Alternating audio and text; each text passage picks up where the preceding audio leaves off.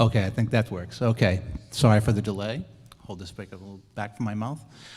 Good evening, ladies and gentlemen. Welcome to Forum Number 8 in regards to the Neshoba Regional High School building project. My name is Joseph Gleason. I am the chairperson of the Neshoba Regional High School Building Committee. Actually getting a flash flood warning here, excuse me. And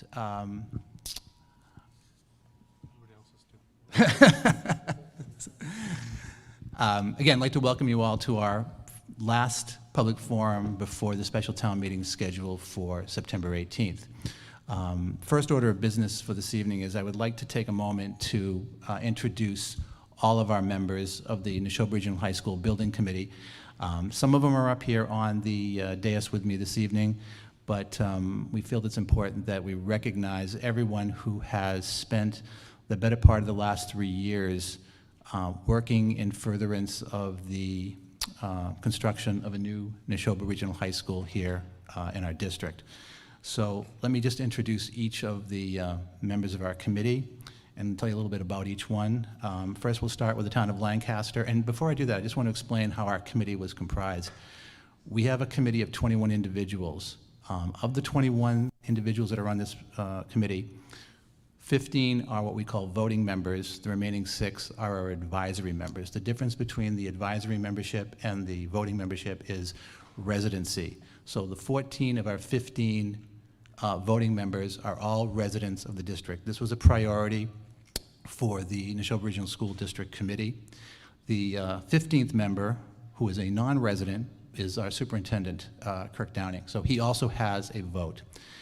The remaining 6 advisory members are non-residents, but they are important to our committee, and I'm going to introduce all of them this evening. So we tried to balance out the number of members from each of our 3 sending communities, so I'm going to start first with the town of Lancaster. My fellow committee members from Lancaster include Mara Bailey, who's an instructor here at Neshoba Regional High School, along with Kim Early, also another instructor here at Neshoba Regional High School, both residents of the town of Lancaster. Tanya Rich, who's the athletic director here at Neshoba Regional High School. Excuse me, she's the athletic director for the Neshoba Regional School District, excuse me. And lastly, I have Mr. Ken Fromer, who's up here on the dais with me this evening. He is one of our construction and building specialists on the committee. Next, we move on to the town of Bolton, where we have Ms. Amy Cohen, who is the co-vice chair of this committee, along with being the vice chair of the Neshoba Regional School District Committee. We also have Mr. Robert Sikansky, who is the chairman of the select board in Bolton. Mr. Sikansky has been a valuable asset to our committee. He has chaired our Owners Project Manager Search Subcommittee. He is currently chairing our Construction Manager Search Committee. And as I said, he's been a valuable asset and contribution to our committee. In addition to that, we have a resident of Bolton, Ms. Stacy Dupuy.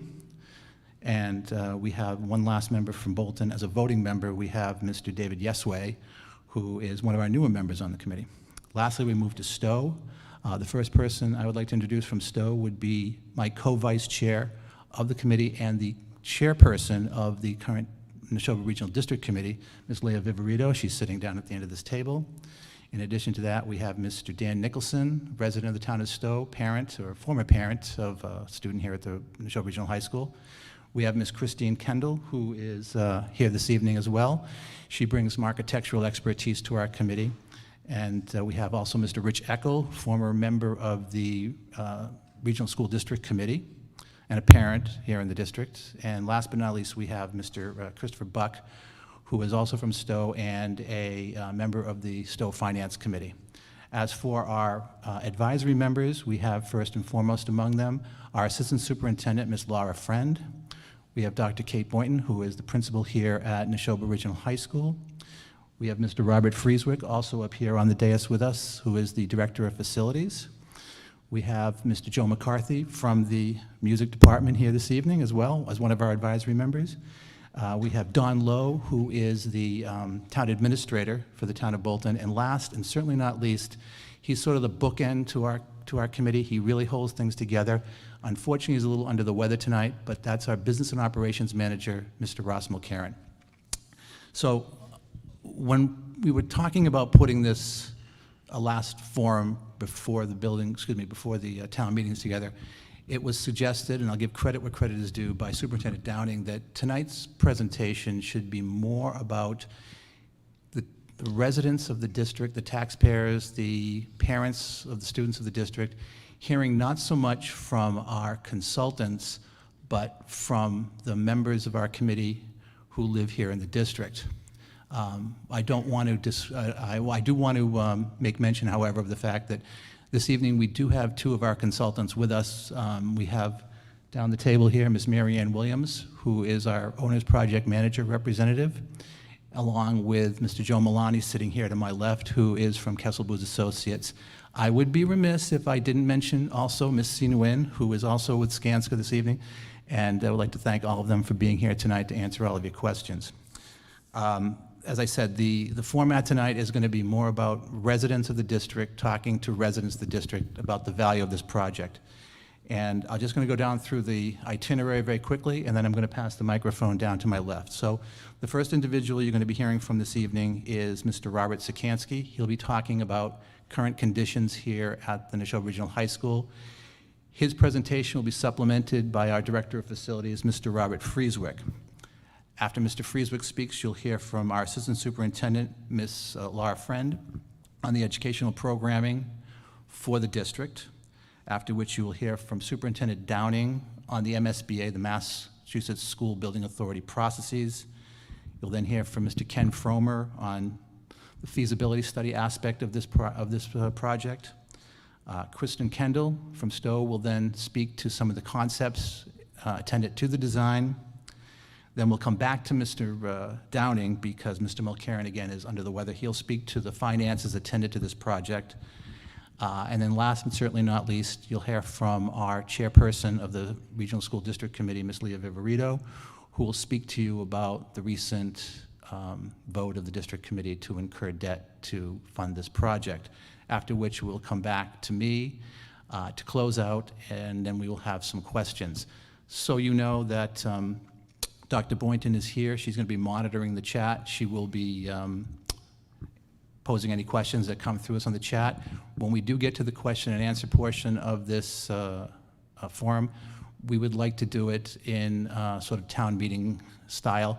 You don't have to give us your address, but it'd be appropriate and I think nice if you just give us your name and you can pose your question to any of us here on the dais with regards to this matter. We would, however, like to keep questions regarding this project focused on this project and what's going to be happening a week from tonight.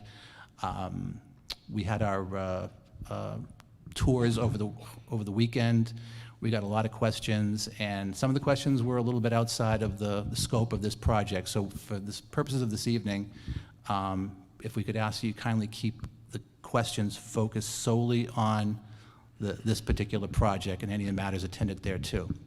So without further ado, we'll move on to the first slide.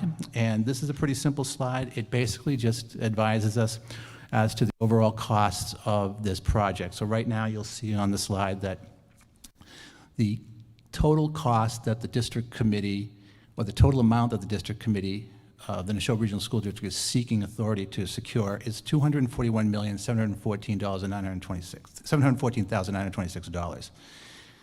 So you understand, this is not necessarily the cost of the project. This is the cap upon which we're seeking to secure funding approval. It is our hope and it is our belief, and perhaps somewhere along the line, Ms. Williams or Mr. Milani can speak a little bit more to this, that we expect and hope that the cost of this project will be somewhat less than this particular amount. This is simply a cap that we're looking to secure.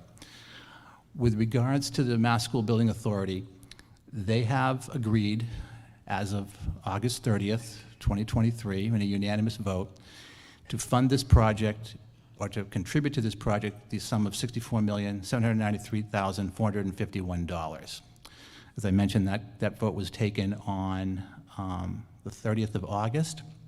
It was a unanimous vote of the Board of Directors, and that is what we can expect to cap out as far as their contribution to this project. So doing the quick math, as you can see, the total taxpayer contribution for this project will be $176,921,000 $5,475.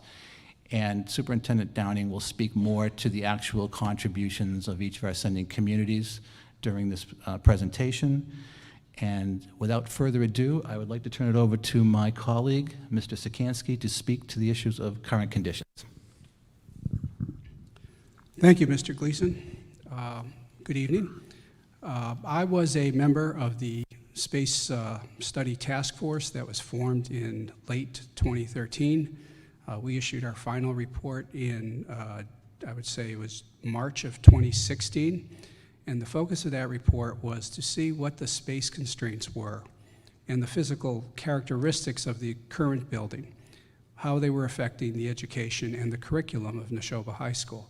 So we didn't look at the conditions of windows. We did not look at the conditions of walls. We were interested in how the physical plant affected the education process. Several of the things we discovered are that the science labs, and this has been going on for a long time, are outdated, not conducive to a modern curriculum. What that specifically means is that we have two vents in many of the labs in order to do the kind of physics or chemistry or biology work where you have to exhaust gases or have some kind of combustion.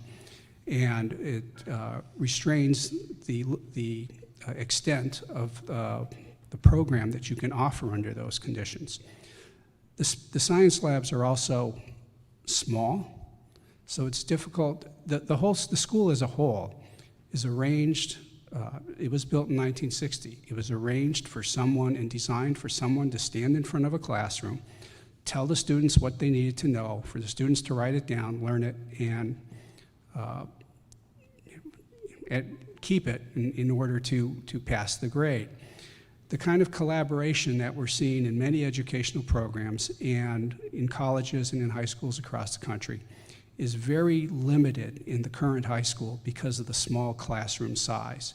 That's true most especially in the science labs, but it's true for all across the curriculum, whether you're in English or arts, the wellness courses. The small classroom sizes affect the breadth of the curriculum that the teachers can offer. Similarly, we don't have any specialized spaces for various courses. These would be special, more extensive biology or chemistry courses, computer science courses, arts courses, very limited. Some of them don't have natural light. There's only one kiln in the whole building. We cannot recycle the clay that's used, so on and so forth, things like that. No special spaces for journalism and wellness. We have limited resources in privacy and student support areas.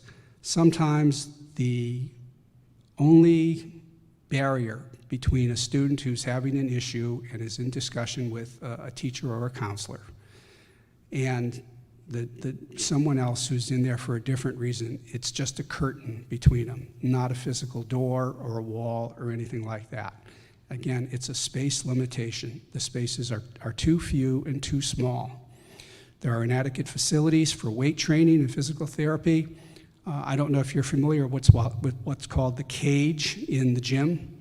It's about the size of this stage, given where the curtain is to the front, and that's where all the weight training goes. It was a converted part of the gym. The physical therapy often takes place in the hallways if there's more than a couple students that need treatment at any particular time. Ventilation issues are an issue in the locker rooms. Again, there's insufficient space for private meetings and interviews. The largest conference room in the high school, I think, holds 10 people. And heating and ventilation problems in various areas of the school are a distraction to the students. So these are some of the issues. The full report that we issued, again, we came out in 2016. It's still available, 41 pages. It's still available on the Neshoba Regional School District website. Next slide, please.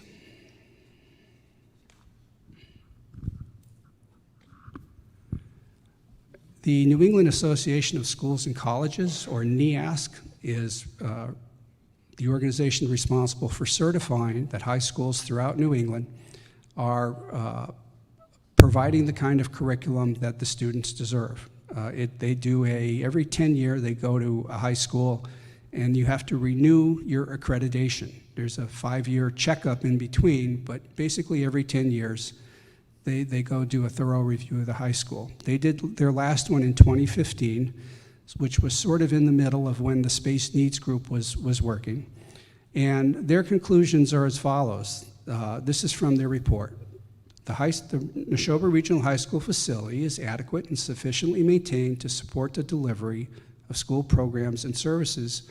However, the facility requires updating to support the needs of the 21st century.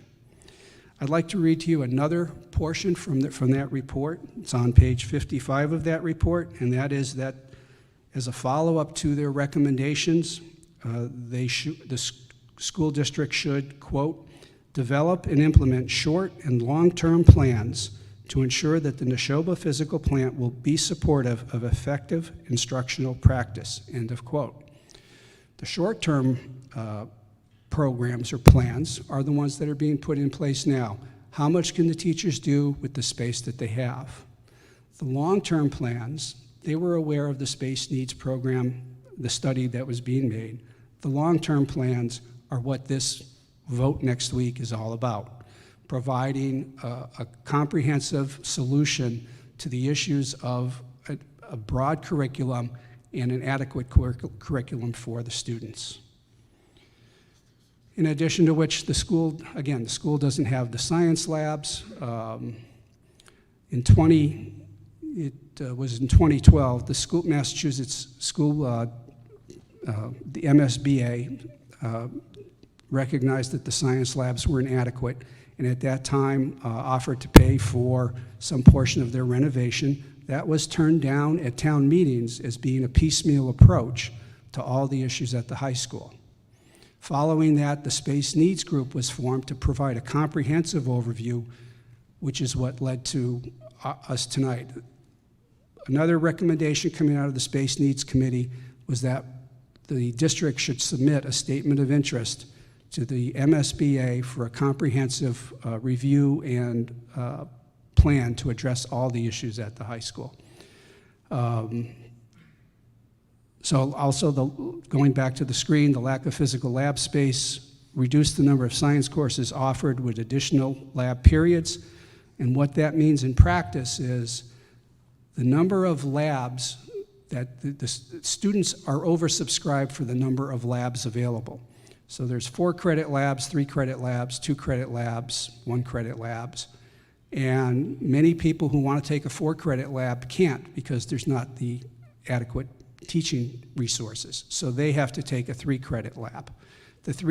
Some 3 credit people get bumped down to 2, and some 2 credit people get bumped down to 1, and some 1 credit people who wanted 1 credit get bumped down to just, you have to take a regular science class without a lab. Next slide, please.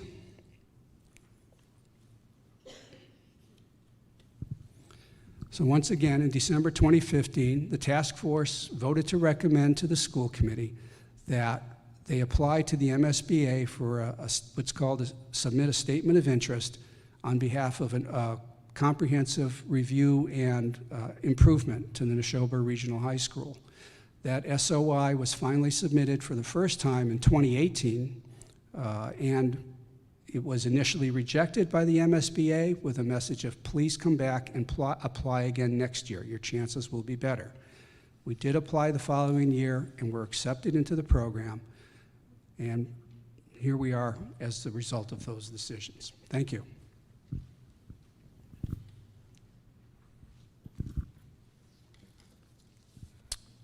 Good evening, everybody. My name is Rob Frieswick. I'm the Director of Facilities for the Neshoba Regional School District. A lot of people here tonight were at the tours on Saturday. A lot of the things that I'm going to talk about tonight were talked about on Saturday. The building's life and safety system is at or is exceeded its life expectancy. The smoke and heat detectors are obsolete and are costly to replace through third-party vendors, and that's just for reconditioned units. All the sprinkler heads are over 20 years old and are due for replacement or UL testing to determine their functionality. The fire pump in the pump house is at the end of its useful life and needs to be replaced. Many areas of the building are starting to see corroded sprinkler piping that could lead to leaking and/or flooding if they break.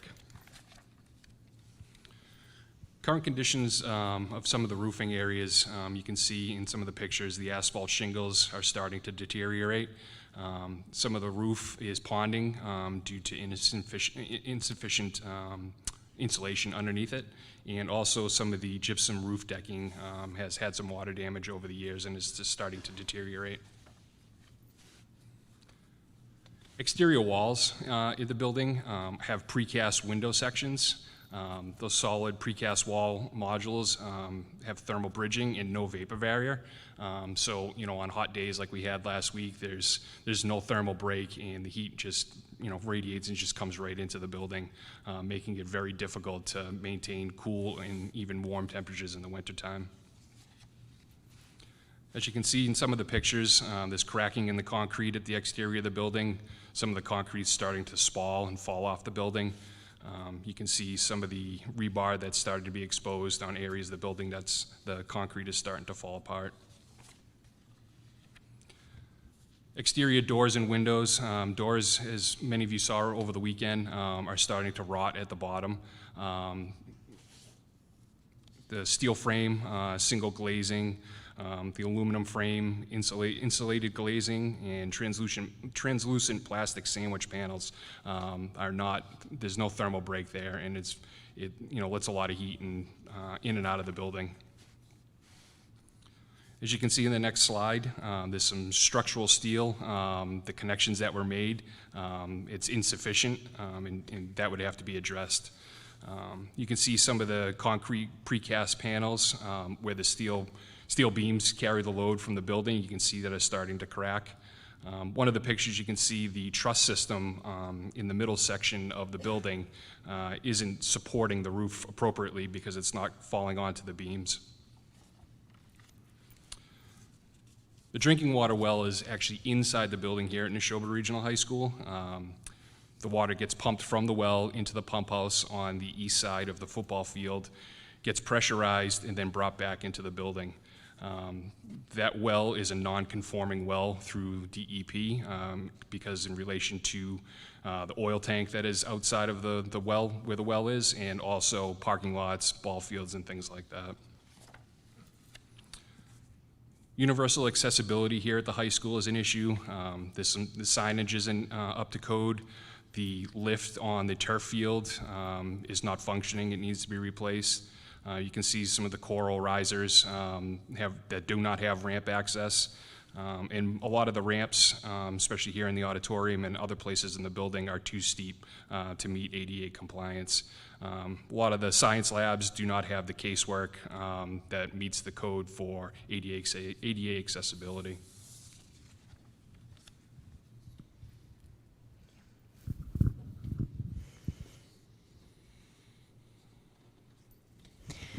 Good evening. Thank you for joining us this evening. It really is an honor to join you as a Neshoba educator who's been in the district for a long time and one who's deeply committed to our students and our families. So thank you for joining us this evening. As Mr. Sikansky indicated, our current building is a product of 1961, and it's served us well. It really has. But the reality is that teaching and learning has transformed immensely since then, and the needs of our students are different.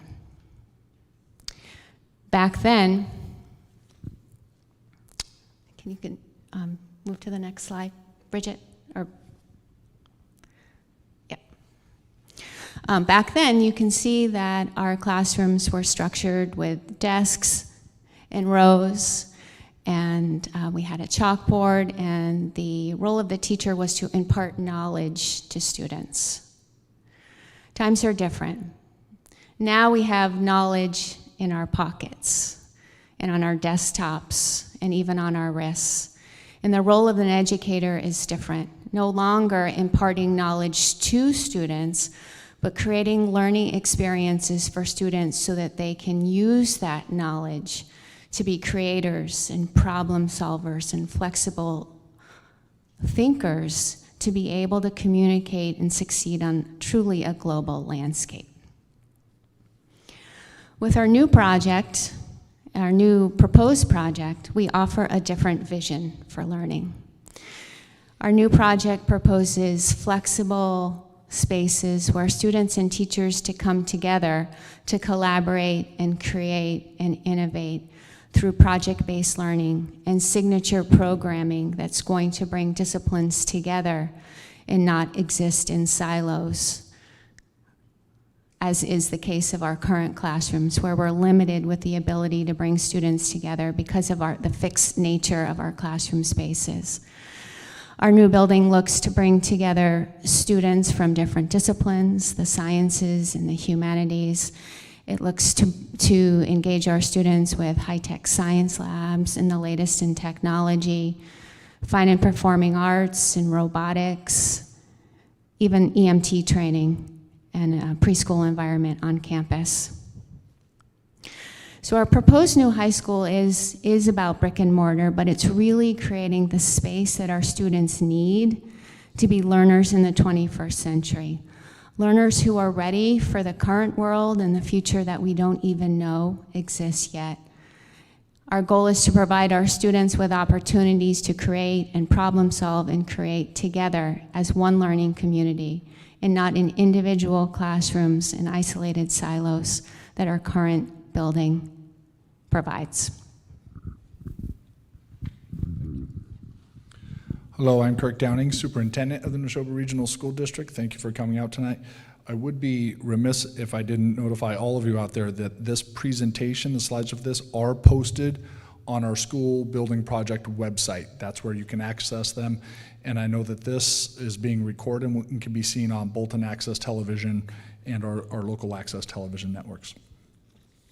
So I want to talk a minute about the Massachusetts School Building Authority and the role that they play in this project. As Mr. Skansky told you earlier, the school district voted to engage with the MSBA to examine through the feasibility process what we need to do to solve the problems that we saw with our aging building. This is a conversation that did not come upon us suddenly. It has been going on for many years, of which Mr. Skansky participated in early. But I can say this school district did solicit help with the science labs as early as 2012 with the MSBA, and our towns elected not to move forward with that project at that time.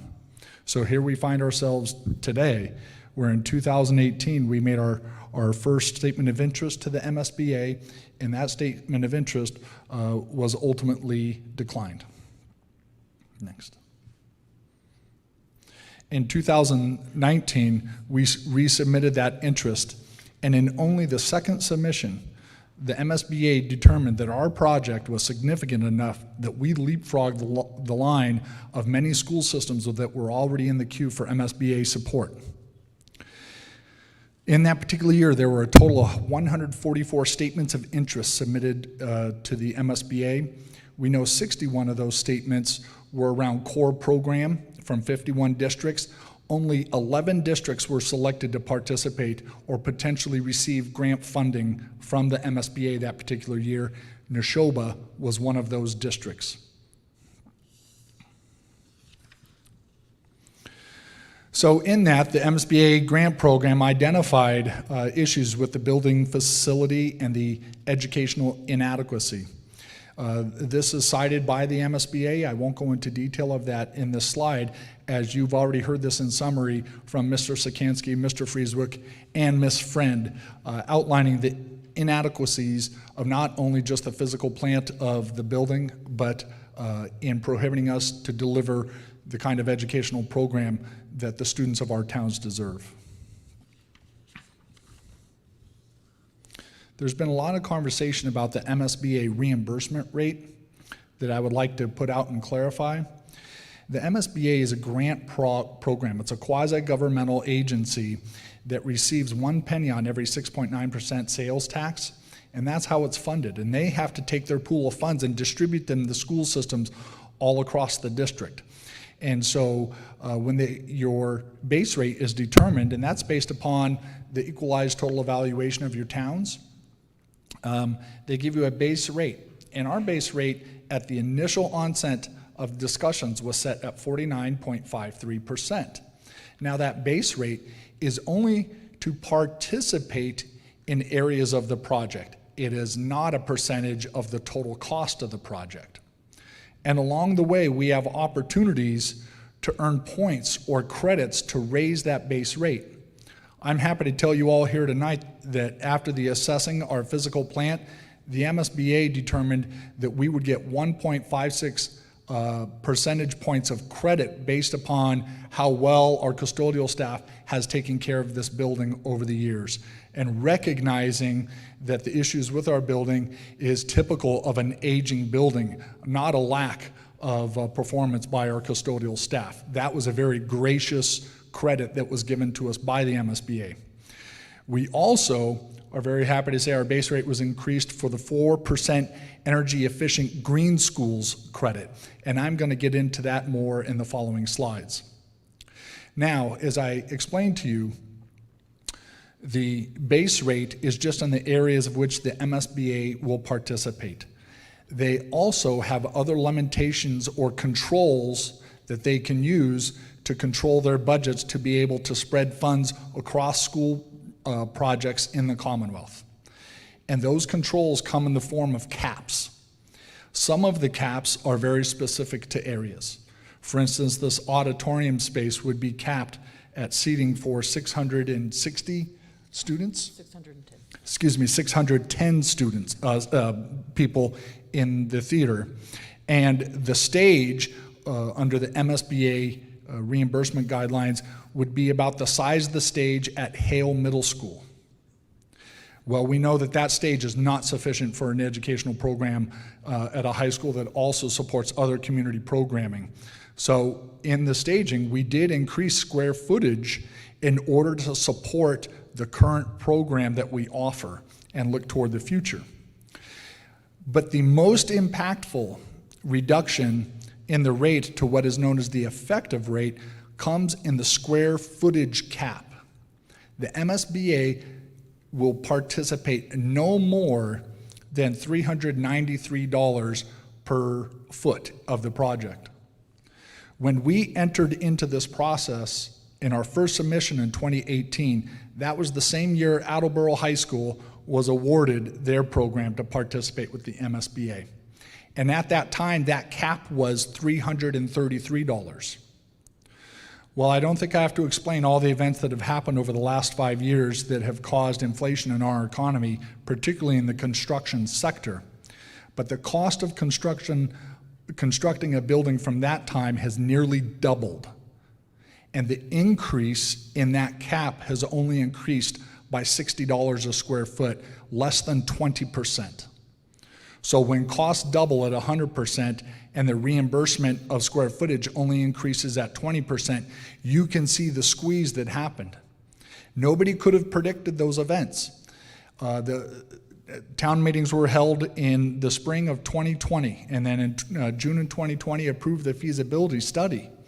And even at that time, as inflation was beginning to rise dramatically that moment, that was past the point of when we engaged into this process. As a result, the MSBA's what we call the effective rate is at 20% of the project. Now, what I do want to come into is that we're very lucky here in Neshoba, and that we would be the first school in the Commonwealth to build under the MSBA's new Green Schools policy. Coming into the project, and frankly, after the vote was conducted to incur debt, or excuse me, at the school building committee to recommend that, it was only a 2% reimbursement. The MSBA changed their guidelines and allowed a 4-point credit, of which they reached out to the Neshoba School District and said, we will allow you to resubmit that number in order to get that 4% credit. So we were happy to come back, and that did not raise the total cost of the project. It was frankly a product of the efforts that were already built into the building to achieve that 4% credit were underway. So there are minimum requirements to meet that Green Schools policy, and they're based on LEED standards. And currently, in our plans, we are a LEEDS Silver project, and that LEEDS Silver designation is what earns us the 4% credit on the reimbursement. And with an opportunity to have even a higher rating, but the MSBA does limit this cap to 4%. So we got the maximum of what the MSBA will offer regarding the green schools policy. And at this point, I would like to turn it to Mr. Ken Former to talk to you about the feasibility process. Good evening. Can you hear me? Okay. My name is Ken Fromer. I'm a resident of Lancaster. I've been in the construction industry in both residential and commercial construction for over 27 years. That doesn't include the time growing up. I helped my parents restore our house in Lancaster, so I have even a little bit more than that. I'm a Neshoba graduate along with my wife Jennifer, and we recently put all three of our students, the last two, our children graduated this spring. So we've got a family of Neshoba graduates, but no more in the pipeline, at least for quite a few years. One of the first things we did as a subcommittee was we looked at, once we had the architect and the owner's project manager on board, we had to review all the different options that were available to us. As you can see on this screen here, we narrowed it down to, kind of a short list of 7 options that took into account all the different items, whether it was option 1 being the base repair, what ended up being option 3A, our addition to the existing facilities and renovation, and our 4 series addressed what would new construction look like. Option 1 is the base repair. This is what a lot of people seem to be asking about, is what if we just repair what we have? One of the biggest things we learned very early on in this process was that all those repairs would come up to a cost of roughly 110 to 120 million, of which 0% of that was going to be reimbursed by the state through the MSBA program. What's also important about this is, while that base bid repair addresses a lot of the needs of the school, whether it's the roof, HVAC, all those types of issues, it doesn't solve the biggest problem, which is the school program, and how does this school fit into, and how does the existing building fit into the school program. We then looked at trying to keep some of what we have. There were renovations done early on, so we looked at, okay, what happens if we try and keep the good parts of the school, the parts that can be still worked with. What we found out after doing several different studies and iterations of, even going 3 stories in some places, is this was going to be the most expensive option of all the options that we looked at. Not only was it going to be expensive, it was going to take longer than what we ultimately proposed. Basically, the fact that we were, most of you have done renovations to your home and you're just interrupting your daily lives. We would have to have things like temporary classrooms, all those things that we would have to do to make sure we could still keep the building up and running while we were trying to do a massive renovation. So that's why it ended up that it was going to take several additional years and be a major disruption to the students of the district. We had a lot of different options that we considered under option 4, whether it was put it where the football field is, put it on the back of the site where some of the other fields were, and just different parts. I'll just take one step back. Part of the process was to determine if the current property that we have was the right solution and right place for the building, so we did look at other options. Ultimately, we decided that because we already owned the land, so we decided that the current parcel was the right place to put it. Anything we did outside of using this property would have been all that cost to acquire whatever land it was would have to be 100% paid for by the towns, and it would also have to be acquired before we could kind of take the next step. So based on the central location of Neshoba as it is, it really, became a no-brainer that this is the right place for it. So how do we now fit a new building on? And as you can see here, some of the options were eliminated basically just because they don't work. We have the Tennessee gas line that runs the backside of the property, so crossing that, we can do some limited crossing, but to put a building on the other side of the school was just not going to work. Ultimately, we landed on option 4D, and that really, kind of checked all the boxes in what we were trying to do. It was the most cost-effective for providing a new facility that met the programming, and it was going to take the least amount of time and be the least amount of impact on the students and the district.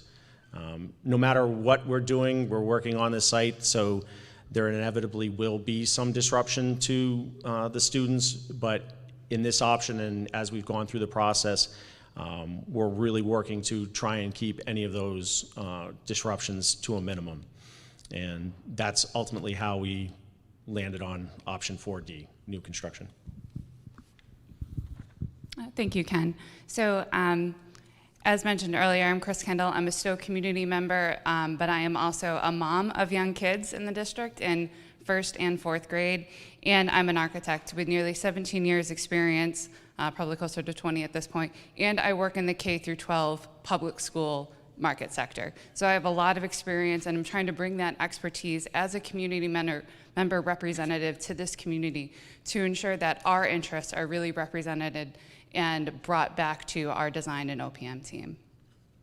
So the first step of this process was the visioning sessions, which really pulled information from our district, our staff, and our community to get a better understanding of what we're looking for in a new high school that represents everything we want for our students and our community to meet our educational needs. That bubble diagram that created a hub of student commons or dining, as well as our media commons, which is sort of a more robust idea of a library these days, is really sort of that central node to the school.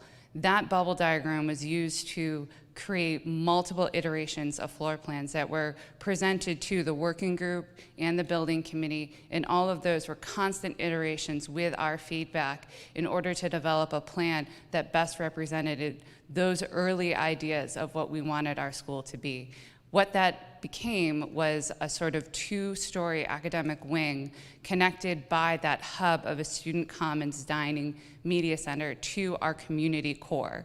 That allows us to not only safely and securely separate our academic wing off hours, but it creates this nice node, a really flexible dynamic space that connects into our community core, our auditorium, our athletics, our media commons, that allows this building to not only function to its highest point for our students, but also for our community after hours.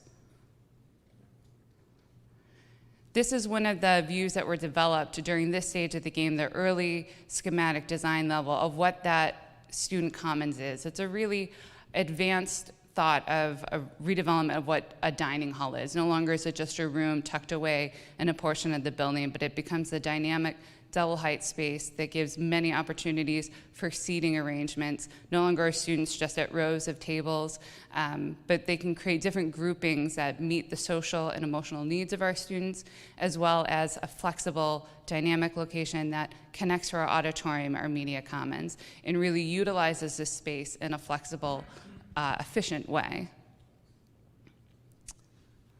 Our corridors within the building, within that academic core, are open, wider corridors that create vision cores through the building, so our students and our staff and our teachers can see each other, see and be seen, feel comfortable. Our high school is the first location that all of our students from our 3 different towns are really coming together.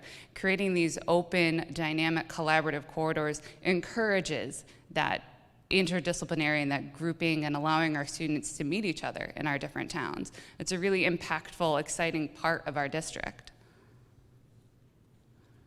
In addition to our sort of interior component, the architects really brought back to us ideas of what the exterior of this building will be. What is the character that we're trying to develop here? They brought multiple options and different precedent studies that responded not only to current design ideas, but also pulling from the context of our three communities.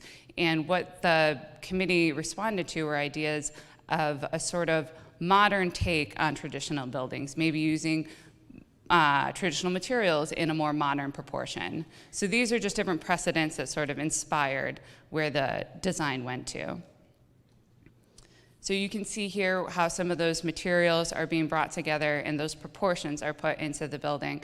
So some of these material ideas are also looking at not just, sort of what they look like and feel like, but trying to consider being cost effective, durable. And when I say cost effective, I don't just mean initial costs, I mean long-term costs. What are the life cycle costs? Are we gonna have to save a penny now only to have that compound and we're gonna be replacing it or maintaining it and spending all that money down the road, but finding that nice balance between it.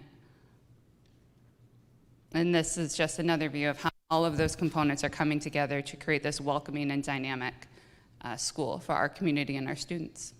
And I'm gonna hand it back to Superintendent Downing. Thank you, Ms. Kendall.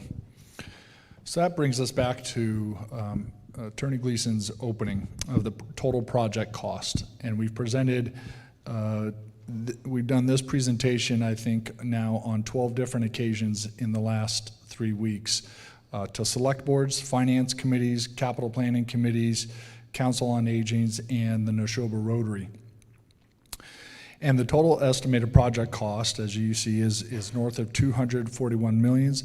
Again, that is the not to exceed number. That does not mean that will be at the very end of the project, the cost of the project.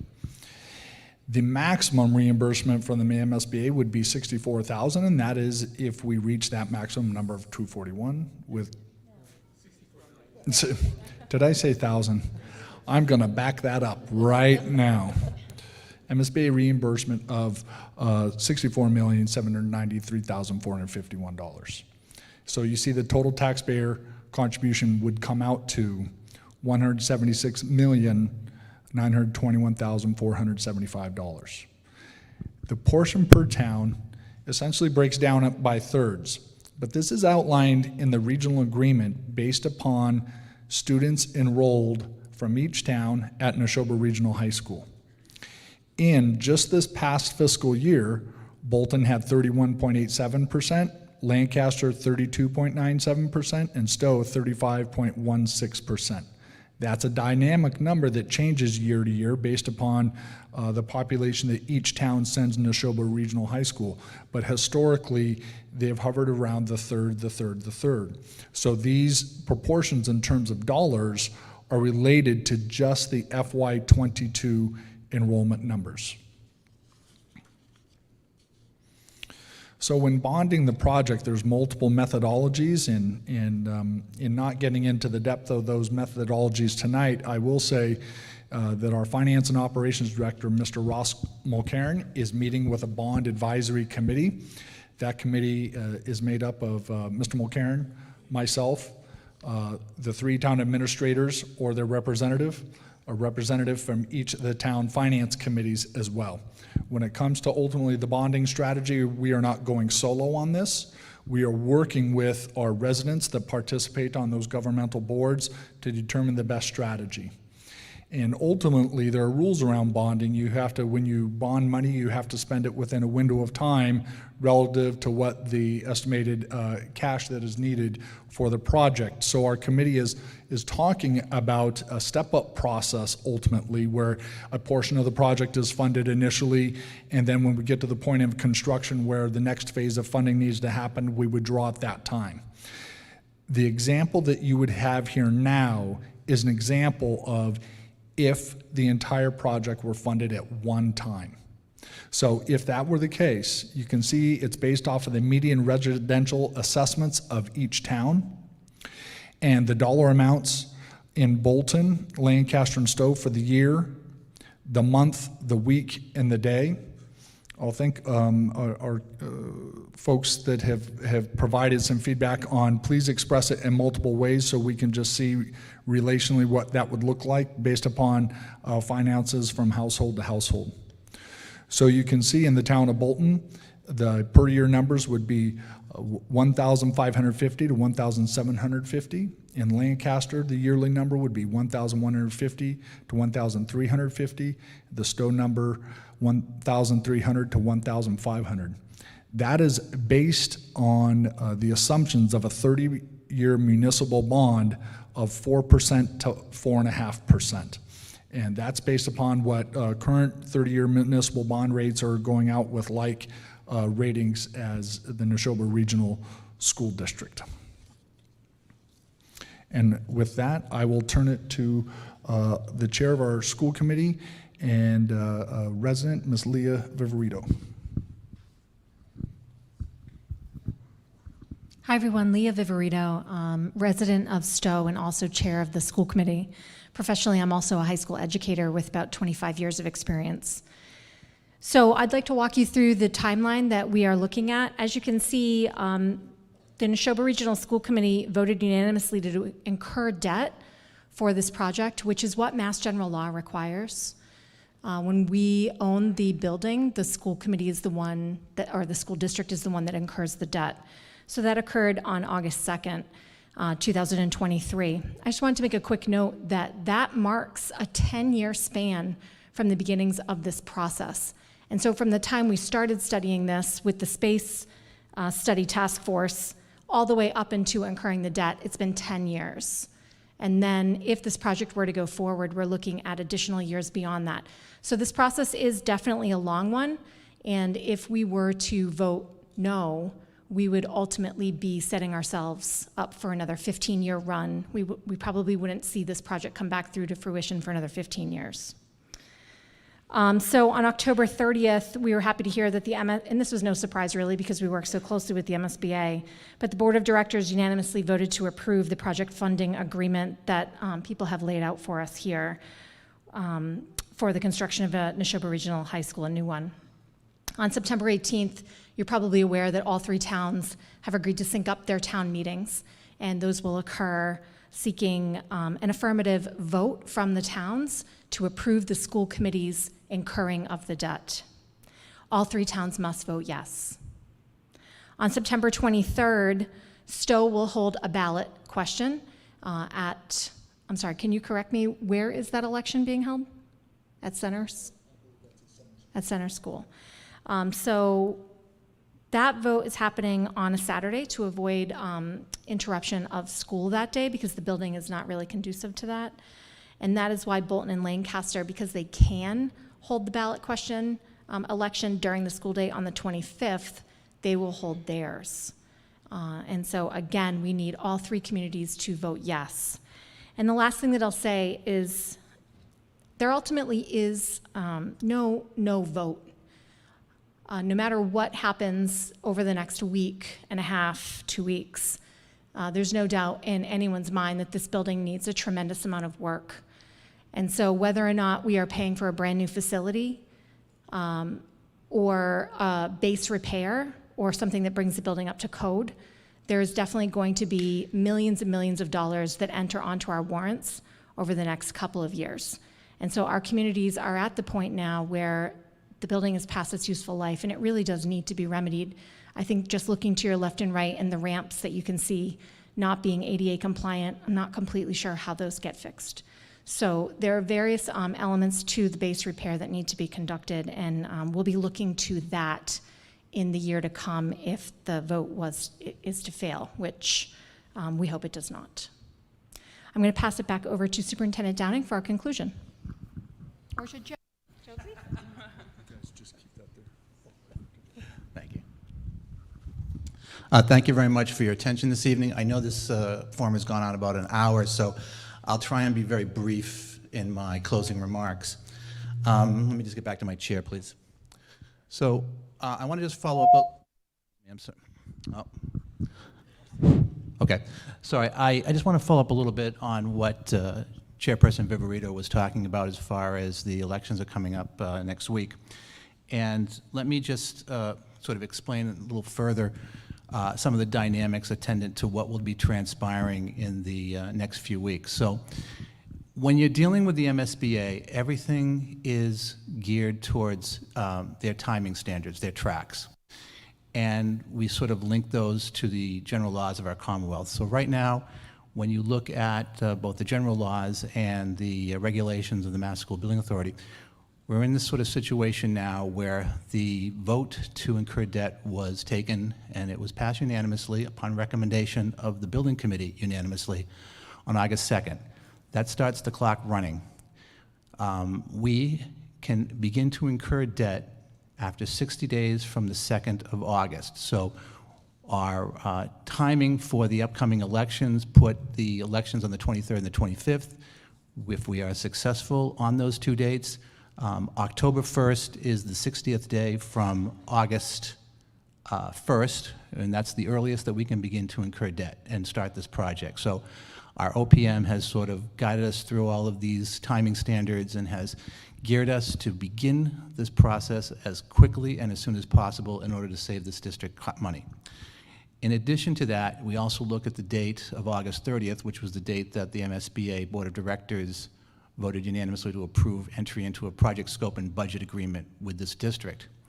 Once that vote was taken, we are now on the clock. We have 120 days from August 30th, which is December 28th, 2023, to secure the approvals of our 3 sending communities. Now, if on the 18th, 1, 2, or all 3 of our communities vote this down, there's a couple things that's going to happen. One is the elections will still go forward on the 23rd and the 25th.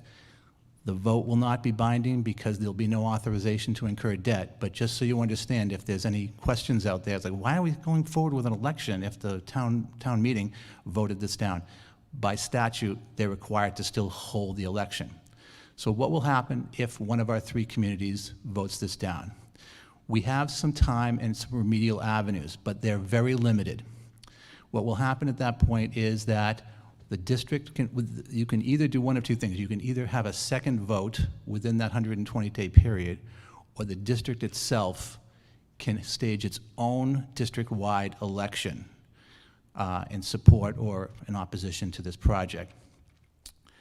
Bottom line is that if we are unable within 120 days from August 30th, 2023, to secure the approval of our 3 sending communities, and by the way, just so you understand, the MSBA process is basically a 2-pronged test.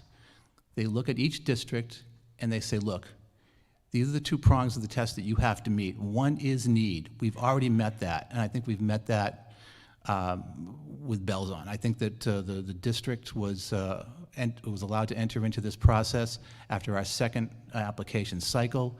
I think the MSBA has recognized right from our 1st cycle that this was a district in serious need of a remediated high school. The second part of that of that test is community readiness. They demand that your communities fully support these projects. If you are unable to secure community support for this, what has happened is very simple. There's an old adage, I think, from Ben Franklin that said the 2 things you can count on in life are death and taxes. Well, if Mr. Franklin were here today, there'd be 3 things you can count on. One is death, second is taxes, and if you can't get community support for this, you're going to be removed from the MSBA pipeline forthwith. And once we're removed from the pipeline, and that's what the term they use. They like to, I like to use the term funding process, but they call it the pipeline. Once we're removed from that, there is no telling where we go from there. For those of you who are here over the weekend, and for those of you who are at the recent select board meeting in Lancaster, forgive me because I'm going to repeat myself, but prior to getting to the vote on August 30th, the board of directors of the MSBA took up the matter of, there were 2 communities. One in particular piqued the interest of myself, Dr. Boynton, Superintendent Downing, and Ms. Williams and Mr. Olson, and that has to do with the Dudley Charlton School District. On August 30th, before they got to our vote, the superintendent of schools for Dudley had the inimitable task of presenting himself before the MSBA Board of Directors seeking leave to withdraw from the funding process for the simple reason that they could not secure the approval of the town of Dudley to proceed with the remediation or reconstruction of their high school. I bring it to your attention because what transpired on the 30th was two things. One, we kind of listened to a superintendent who was really down on this. You could hear it in his voice. But what more importantly was the reaction of the MSBA Board of Directors, which was nothing. Secretary Goldberg expressed the regret, said she didn't like to see this, and she moved them aside and moved the agenda. Once we're out, and we're going to forfeit $64.7 million in contribution from the state. Once we're out, we're in a land of uncertainty. I call it the MSBA purgatory. And I've also used an example of the town of Andover. Now, as I want to be clear about this, each town that presents before the MSBA presents different from the other. Every town has its own qualifying and disqualifying characteristics. There's no suggestion here tonight that the Neshoba Regional School District presents the same as Dudley, Massachusetts, nor does it present the same as Andover. Andover has other disqualifying characteristics that have led to their problems with the MSBA. But Andover is a cautionary tale because Andover, as of November 2022, received its 10th rejection notice from its 10th application cycle. Andover is now in the inevitable position of having to fund the construction of a new high school on their own. And they're looking at the early 2030s before they can even start on this. So the concern for me as the chair, and I hope the concern of all my members and our constituency, is that once we're out, we don't know when we're going to get back in. The other thing to consider is that if we are out of the MSBA pipeline funding process and we have to reapply, we start from the beginning. And that means we have to start again with a feasibility study. And if we have to start again with a feasibility study, then we're not going to be able to secure reimbursement for that because they've already provided reimbursement for this feasibility study module. So it becomes a really difficult task for our district if we reject the MSBA partnership in this regard. And in closing, I just want to say that I hope that what happens on the 18th, the 23rd, the 25th is positive because I really do believe this is a seize the moment opportunity, a carpe diem moment for our district. It would be great if we could bring a school to this district that is LEED certified, that is ABA compliant, that is compliant with the rules and regulations of the MIAA. But most importantly, and as Ms. Kendall touched on it, we spent 3 days in a visioning process last year. And what came out of that visioning process was one particular concept that was of highest priority to those members of our visioning team, and that was equity and inclusion. A new school will bring what we hope will be a welcoming and educationally profitable environment for all of our students, particularly those students who are most educationally vulnerable, for our children who have spectrum disorder, for our children who are mobilely challenged. I mean, talking to Mr. Milani regarding ABA requirements, he said, you know, you look around here, as Ms. Viverito touched on, we have ramps in this auditorium that are not ADA compliant. We have bathrooms that are not ADA compliant. We have ramps that don't have guardrails for our wheelchair-bound students. This is a great opportunity for our district, and I am cautiously optimistic that we will all embrace these concepts next Monday, and we'll pass this. We will pass the warrant articles swimmingly. So, without further ado, I'd like to open it up to questions. Again, we're going to do this town meeting style. If you could just come up, give us your name, and direct your question to me, and we will direct you to the individual on this dais who can best respond to your questions. Come up to the microphone, please. How you doing? Dave Murphy from Lancaster, Massachusetts. Good presentation, by the way. I'm going to mainly ask a couple of quick questions about the money end of things. First of all, this is a bond issue. A lot of people, at least where I live, seem to think that this is a tax increase based on assessment. Am I correct that this is going to be a fixed price per household? Let's just use the number $1,300.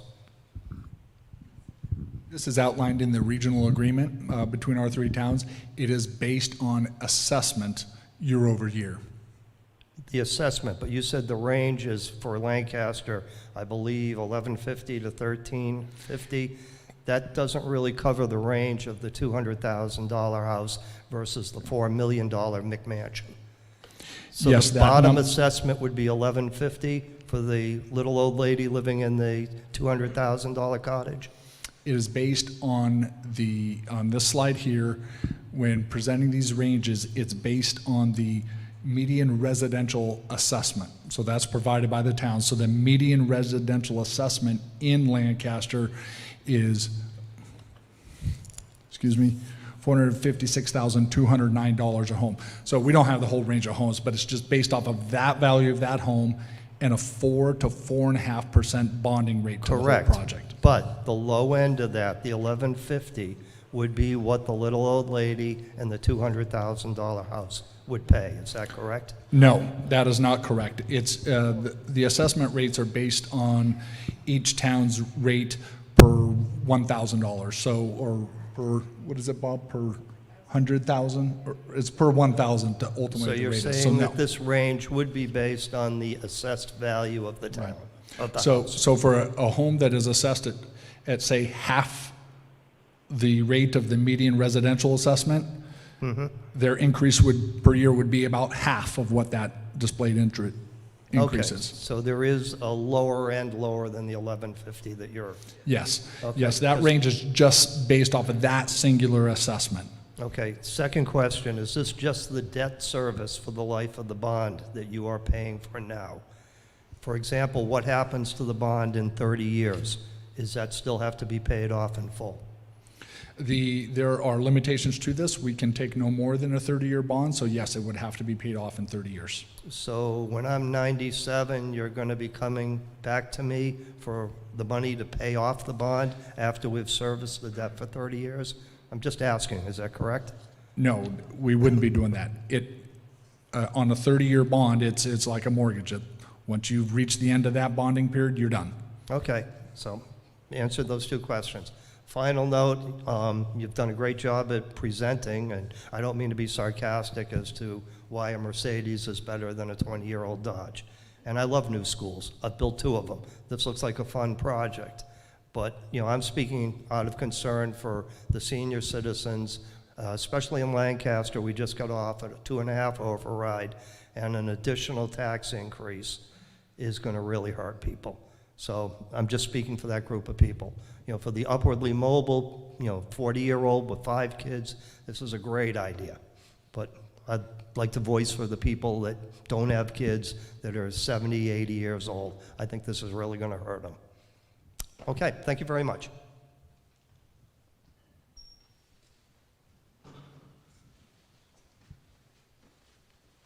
Hi, Kathy Markham of Bolton. And just by way of background, I've been a Chief Science and Technology Officer for Fortune 500 companies. I also recruit for MIT. And so the science program and the conditions of the labs, it's very important to me. So before I ask my question, I'm saying that because the rest of my question doesn't sound as enthusiastic.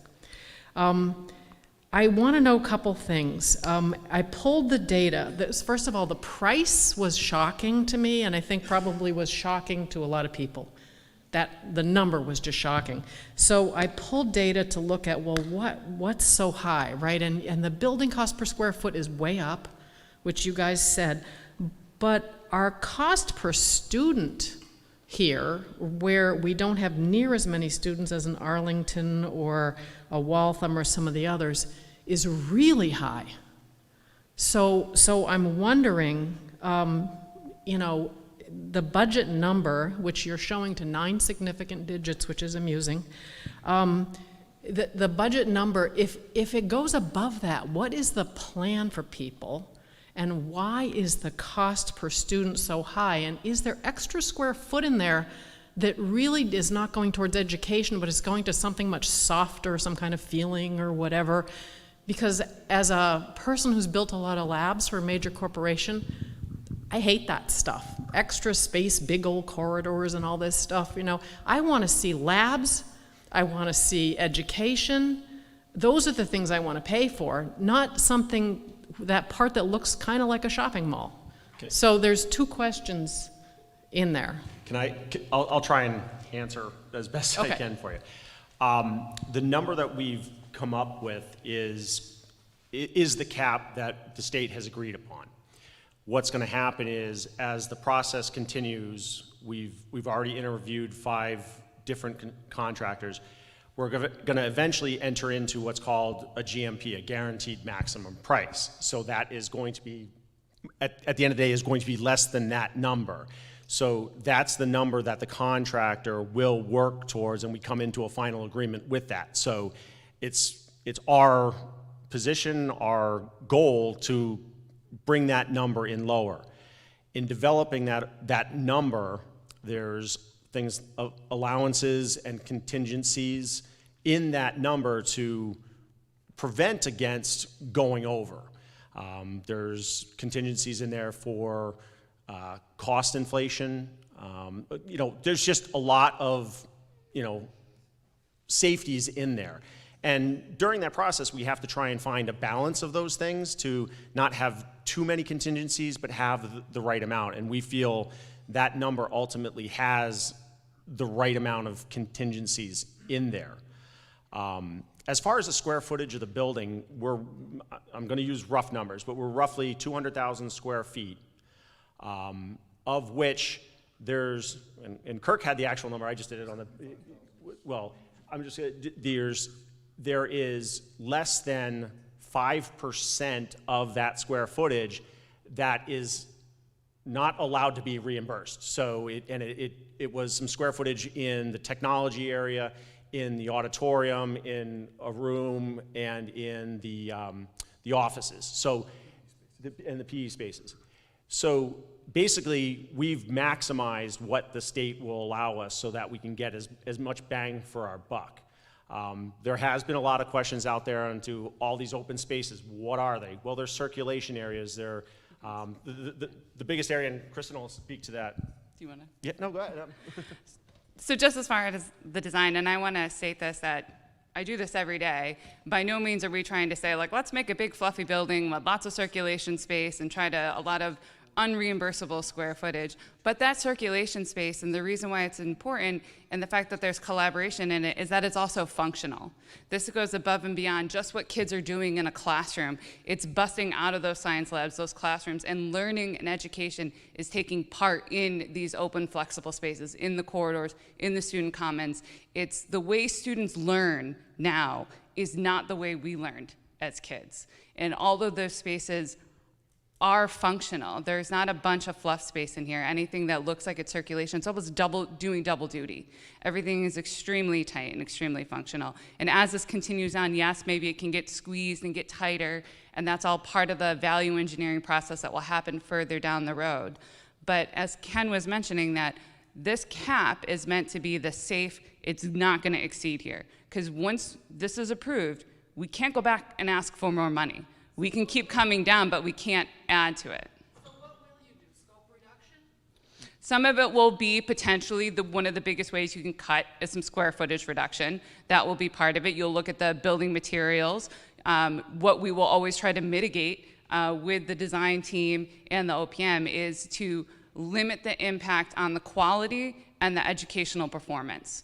We want to still, meeting the curriculum and the educational for the building is the top priority. I can add just a little bit more to that as well. Part of the process with going with the CM at risk is what we're doing right now is the contractor is basically engaging with us to help find areas where we can save money in value engineering. And then it's also in their subcontractor procurement, trying to find the correct subcontractors at the best market prices. So there's it's an evolutionary process, but it's always focused on how do we save as much money as possible so we can always build our contingency. We don't want to, in my world, I hate using a contingency. I hate using any of that stuff. I always want to try and build that. How do I build that? And how do I do it through buyout, through value engineering? And just in the discussions with all the 5 different contractors that we did speak with and interviewed, they were all very comfortable in, with our budget and how we've set it and they've already started, they had notes of, okay, here's where we think it can already come down. So that's the next step in the process, is trying to figure that out. One other thing that Kirk mentioned, that he'll correct me when I'm wrong, building to building, roughly they're over 200,000 square feet, the new building versus what we have here today. There, in the new building, there's about 65,000 square feet of kind of that core mechanical space, hallways, corridors. In the building that we have now, there's 75,000 square feet. So we're actually a much more efficient building using all those different spaces. 38 to 31%. So hopefully that answers.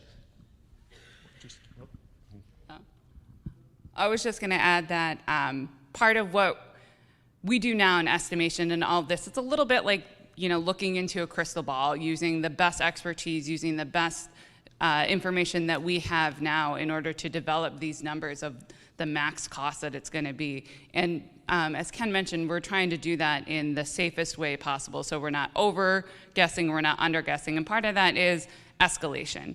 The past 5 years has shown that escalation has gone up at an insane rate, something that's completely unprecedented. And we're protecting that in the estimate that we have now. What we're seeing, though, in the market, and as bids are starting to come in, is that certain trades are starting to level out. They're starting to stabilize. So hopefully what we're owning in escalation, we aren't going to hit. And that will all be savings and money that come back so we don't hit this maximum cost that the bond is protecting.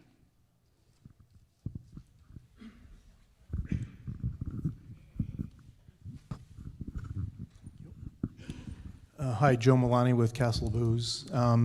Just to look into your statement about science labs real briefly. The MSBA, when you go to them with a project like this, they have an established format for the different classrooms and different types of rooms they'll allow in the school based on the population of the school. It comes out to a certain amount of classrooms, a certain amount of science labs, a certain amount of music rooms, that sort of thing. For Neshoba, they originally had stated that for this population we would be allowed 8 science classrooms. Based on the heavy science-based curriculum at Neshoba, we quickly realized that they needed 10 classrooms. We petitioned the MSBA, and they came back with an approval to add 2 additional science classrooms to the project based on the need that we had for the curriculum in the school. The MSBA also has a requirement that you have to have classrooms utilized 85%. They don't want to have classrooms sitting idly empty during the day. And so we have to justify, and we go through quite a long process to do this with them over the period of the design. We have to justify that our classrooms will be utilized at least 85% of the time, 5 out of 7 periods a day, so that we're sure that those classrooms aren't going to be empty and they're just not fluff space. Also, as Superintendent Downing said, that right now we're at a 31% rate for our, it's called gross space, the spaces that around the building are left over, the corridors, the storage rooms, the mechanical spaces, things like that, bathrooms. You're allowed by the MSBA to limit that to 33% of the total area of the building. Really difficult to do, especially in a high school. But we are below that. The building is extremely efficient at the moment. We hope to make the building more efficient as we go through the next phase, which will be design development and then into construction documents. And as Ken said, during that period of time, the construction manager that's on board also helps us by reviewing the documents and the program to try and make the building even more cost-effective than it is. So we hope to come out of this in the end with a very cost-effective, a very efficient building that truly meets the curriculum requirements of the district, and we'll do that for a period of 30 years in the future.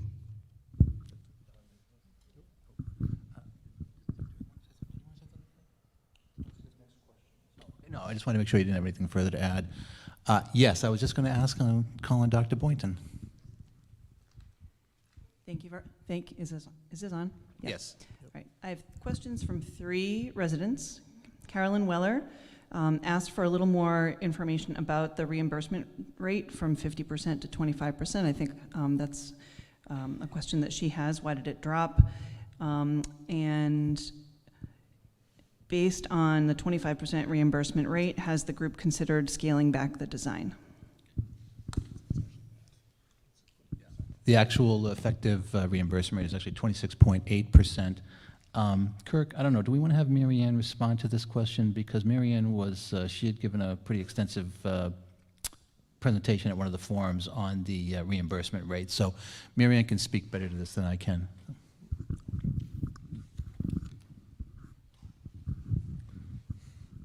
Thank you. Good evening. So there's something to understand just in general about the Masco Building Authority is that their program, when they talk about what's your reimbursement rate, it's based on what they call eligible costs. So if you look at the square footage in the building, they will tell you what's eligible and what's not. So for example, if you said we want a swimming pool, that would be an ineligible cost. So there's two different categories. You have square footage that is eligible, but they have caps. And so this is where we get into the impact on the rate considerations. So for example, the building cost, just the building itself, forget the site work, et cetera, forget the architect, the OPM, fixtures, furniture, equipment, that has a cap of $393 per square foot. Whatever the value of that building cost is, then there's another cap for site work. They say, well, if your building cost is, X dollars, then we'll cap up to 10% of what that value is. So they have a series of various caps there. So it's a site cap is 10% of the building cost. The building cost is capped at $393 per square foot. Fixtures, furniture, equipment, and technology is capped at $2,400. We know we typically see it coming in between $4,000 to $4,500 per student for that. And then there's other miscellaneous caps on design fees, the OPM, and square footage caps. So what we're trying to point to here, I think the good news is that there's 199,000 and change square feet that was deemed eligible. But whatever that cost is, when you start applying all these caps, that is why you get an effective rate. I know it's kind of confusing to try and explain math, but in terms of their spreadsheet and formulas and all the calculations, because you change one number and the square footage, it starts to impact all the other categories.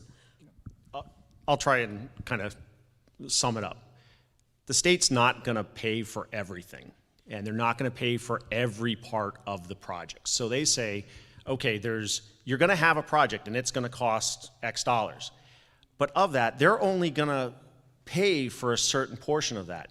It doesn't include all of the site work, all of the other fees, the building permit, FF&E, all these other things. So the state just says, we're not going to cover that. So that's how you get with the two different rates. They're not, we can't pick or choose, but it's the 50% roughly is of what they're going to actually pay for, what they're willing to pay for, and then that translates to the 26% of the overall project. That's as simple as I can. I've been able to wrap my head around it. I know it does get confusing. And I think the other question about the size of the building is there's a program, and these guys go through a huge amount of effort to say how many square feet the building needs to be for the classrooms, all those different things. We really can't cut it down any further, and the biggest thing that I go back to is the roughly 200,000 square feet, and that's what they're going to basically allow us to get money back for, is that 200. And we've only exceeded that by an additional 4.8% of square foot. So it's like 10,000 square feet. So we're at the right size and based on what our program needs. And I just want to add, when you see this 55 and it comes down to 28, you're thinking, what the heck? Why did that drop? I just want to say a testament that this happens. This isn't unique to Neshoba Regional. This isn't unique to the team or to the design. This is typical for every single district in the pipeline at MSBA. Every town and every district has a starting point, whether it be 50-something or 40-something or 60-something, and they almost across the board, it drops down to their actual reimbursable rate is about 50% of that starting number. That's the way the process goes. All of those caps that Marianne described lead into that, but it happens to everybody. I don't want, just to underline the fact that it's not something unique, it's not something the team did wrong or we aren't being efficient enough. It's how the process works. It's disappointing, it's confusing for the community to understand, but it is extremely typical, and we're actually a little above the 50%. So I think, the team is doing everything it can. I have questions from 2 more residents, no more in the chat so far. Austin Matthews asked, students attending NRHS from 2024 to 28 will experience disruptions. What formal commitments will be made by the project managers and construction firms to prevent and mitigate disruption for these students? Thinking here particularly of noise that can interfere with productivity and concentration. Follow up, what formal process would be in place for reporting grievances should those commitments not be honored? I can't speak yet to the formal grievances part of that, but I keep going back to, we just had all these interviews with the contractors, and part of what they did in their presentation was explain how are they going to manage their site to not interrupt or to impact the school as little as possible. And they all had very great ideas, whether it's how they manage a traffic flow in and out, and we call it enabling phases and different phases of the whole project. So they all laid this out, and everyone's a little bit different. And the plan will be finalized as part of, the next few months is bringing on the contractor, and that will. But it's very important to us, and that was one of the main questions we asked all of them. How are you going to deal with the site? How are you going to deal with an active school next to an active construction project? Insofar as we asked, one of the questions I kept asking is, how many workers do you anticipate having as maximum? They all had an answer for that, and then we said, where are you going to park? What's your plan? So they already started thinking of that, so it wasn't impacting the school. It's an evolutionary process, but it will happen, and they were all committed to making sure that the community was engaged in that process. So there was always notification of what was going on within the project. I will finish answering that question by saying, in terms of grievances, having had experienced this in a previous school system, we had an area on our website where those grievances could be expressed, and even direct communication to the superintendent at NRSD email address. And there are weekly construction meetings, of which all those are brought up, as well as those reviews are taken at the school building committee if they need to be addressed.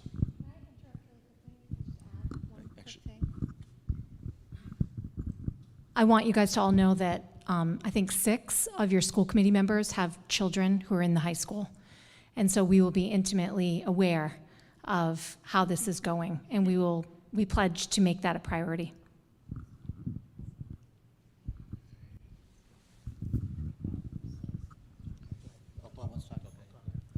Thank you. Following up on what Ken said, every contractor that we interviewed in the past couple of weeks has said that they will have a separate entrance to their construction project, regardless of what part of the yard, what part of the property they're working on. They will have a separate entrance to that from where the buses and the parents and anybody else who's attending the school will have in place. They're going to put up fencing along the entire perimeter of whatever area they are working in at a particular time. And where it is, the new building is going to be close to the current building, they will be putting up a covered pathway to prevent anyone. It's going to be necessary to walk between the buildings. You have to have it just for fire safety reasons, but that's all going to be a covered walkway. So they are well aware of this. They do a great deal of, they all lead their presentations with how safe they are. But those are 3 examples of the specific things that they've described. in terms of not affecting the current operation of the school. Their goal is to not affect the operation of the current school. Just to conclude, we just finished a project like this in Attleboro High School. That new school was built separate on the same site, on the baseball field, actually, just like here. The separation between the schools allowed the construction to happen of the new school without disrupting the operations in the existing school. The same thing will happen here. There's no renovations happening within the existing school that will cause disruption. All the work is happening on the new school separate. There is no temporary demolition or preliminary demolition that has to happen in the existing school to make space for the new school. One is constructed and the other one is torn down. We are within probably 30 feet of the existing building with the design as it is right now. In Attleboro, we're even closer than that. We did have a form that was online that we would review complaints that came in, and they were dealt with immediately. So I don't think there's really, but they weren't really complaints of students causing disruption. It was people parking on my street, or the truck went down my street and it dumped a load of rocks or something like that. It wasn't student complaints. We had almost no student complaints from anything in that construction. All right, I'm going to take one last question from Dr. Boynton, and I'll get right over to you, sir. So go ahead, Dr. One Boynton. final resident question from Nancy Arsenal. Hang on, I need my reading glasses. Should we anticipate future funding requests for temporary structures like modulars, plus 2 years of sporting events taking place at other campuses, which I assume we would have to rent and pay for? I'll answer part of that. I don't anticipate that we would need any modulars during this this project. And we've discussed at the district committee level the issue of potential disruption. Unfortunately, some sacrifices do have to be made relative to this project, and that will be unfortunately the baseball team, because the baseball field will not be available during this project. We will be looking for alternative sites, but I'll turn it over to Superintendent Downing for anything further on this.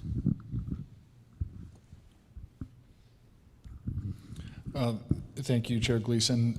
You're exactly right. The building would occupy what is currently our baseball field, so we'd relocate that.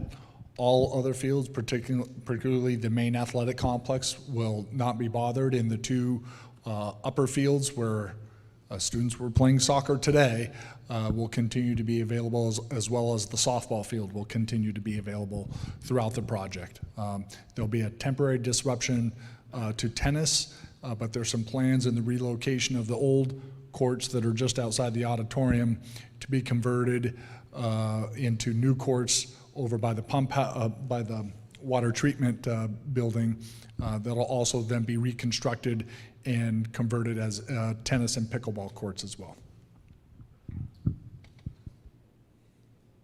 Thank you. Andrew Martin from Stowe. You made a great presentation, a lot of compelling thoughts. Also, I have a couple of thoughts and a couple of questions. I do want to correct a kind of a half-truth here. This school was originally constructed in 1961. The addition was put on about 1972, I believe, and the renovations in this auditorium here were built in the early 2000s. I couldn't tell you exactly what year. My understanding is, and correct me if I'm wrong, that we're still paying for this auditorium. Is that correct? That is correct. How many more years? I believe it's, wish Mr. Mulcairn was here. It comes off in the next couple of years. Okay. I say this tongue-in-cheek a little bit, okay, but for a lot of really smart people, I think you're completely out of your minds, okay? In that, my explanation for that is $115 million to renovate is a long ways from $176 million that it's going to cost the district to build this new school. And the 176 isn't the real cost, because we're all paying tax money into that fund that everybody's pulling out of. I think it's a crime that we want to tear down the whole school, personally, from the perspective of sustainability of our environment, just to level the building when we could rebuild it and fix it. And the idea that, who tears down their house after 40, 50, 60 years? Anybody here? I sure don't. I should mention that I went to Neshoba Regional, my cousins went to Neshoba Regional, and my kids, all 4 of them, have gone to Neshoba Regional. So I think it's a good school, and I've been very pleased with it overall. But again, 115 million more or less to renovate, soup to nuts, versus 176 million is a big difference. You stated 110 to 120 million for renovation. That's not a new renovation. That's purely bandaging the existing building that we have. No educational components. Oh, okay, well, but I think it fixes the science labs, isn't that correct? No, it doesn't. It fixes the roof, the windows, you can't see. Hold on, Kristen, hold on. I want everyone to hear this, so. I just wanted to be clear, the base repair does not touch any educational space. It purely brings the building up to code and fixes the infrastructure. All it does is that. It's a Band-Aid. It kicks, and I don't even want to say it kicks a can down the road. It kicks a snowball down a mountain. It's going to cost us millions of dollars to then cost us even more further down the road. And I do like your analogy of, do you renovate, do you tear down your house? No, but if I told you that it was going to cost 50 to 100% of your house's worth to renovate, and it was going to take you years, you might consider moving. I did it. But not everyone does. That you're in a small, more people would see that amount of repair and damage to a home, that still they're going to spend almost 100% of the cost of their home, they might move. I think it's a lot, and I just wanted to be very clear that the base repair is purely a Band-Aid to our existing building. Well, that's one heck of a Band-Aid, is all I can say. Agreed, which is why it's not the recommendation.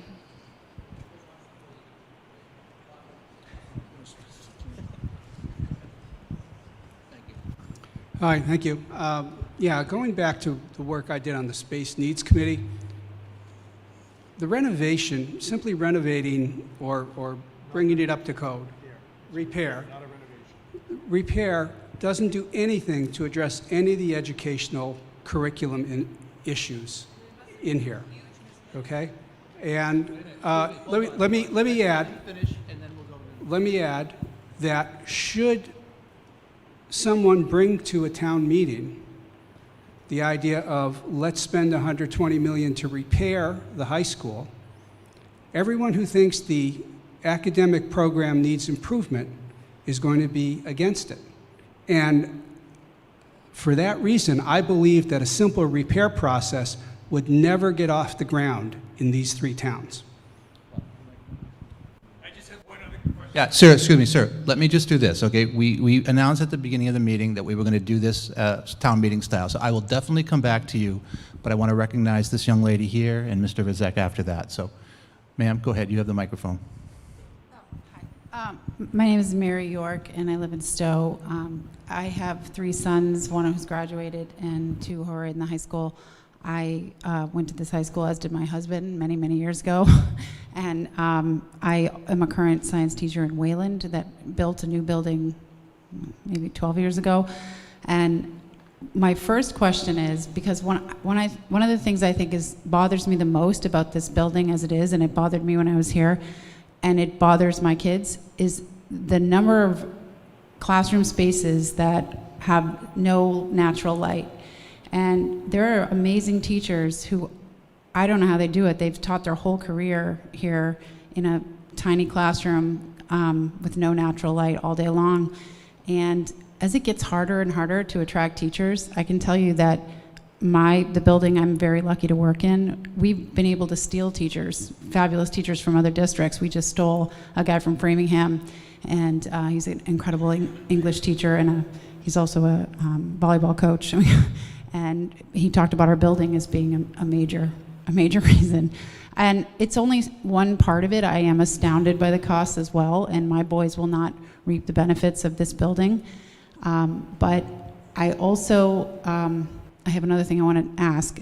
So I want to know, my question is, in the new building, how many classrooms, or an estimate, or what percentage of classrooms have no natural light?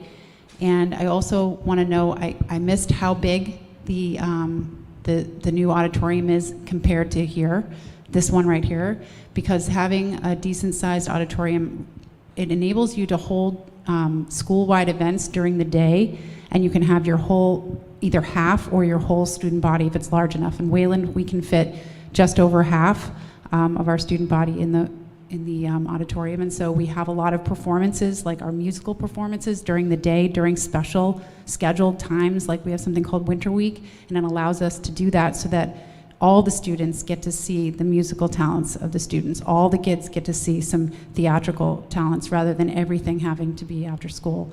So, so my question is how big is the proposed new auditorium, and whether or not you have classrooms with no natural light? I'll give that to Mr. Milani. Firstly, the auditorium. The auditorium itself seats about the same quantity of people as here. The population in the school is 925, and the new auditorium will seat about 616 people, so it's more than half of the population of the school. However, as Superintendent Downing was saying, the allowance by the MSBA for the support spaces, the stage, the backstage stuff, the music rooms and stuff like that, are very small on the MSBA template. And we've increased those so that we have an actual functional music and arts program that can be run in the auditorium. In terms of classrooms without natural light, there are no classrooms without natural light in the school. None. 0. There are interior rooms. They're, I hate to say, teacher offices, bathrooms.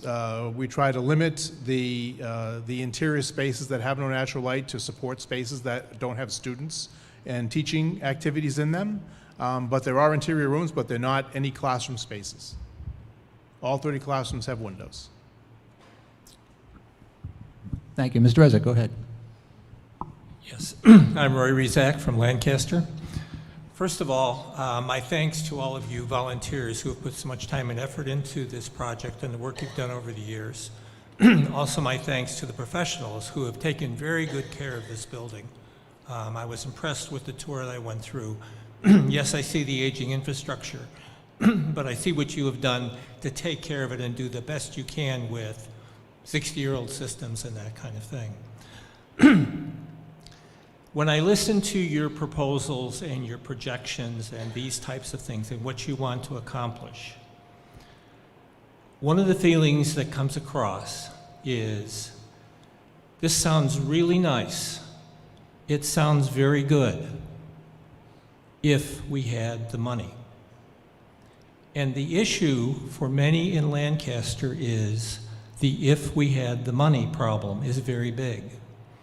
The $58 million you're asking for as what the debt is really is $103 million we have to pay for.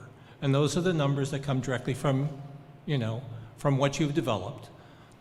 So it's quite a bit bigger number. It is a massive number compared to, it's 4 times our annual budget. Many people are saying, wow. It's huge.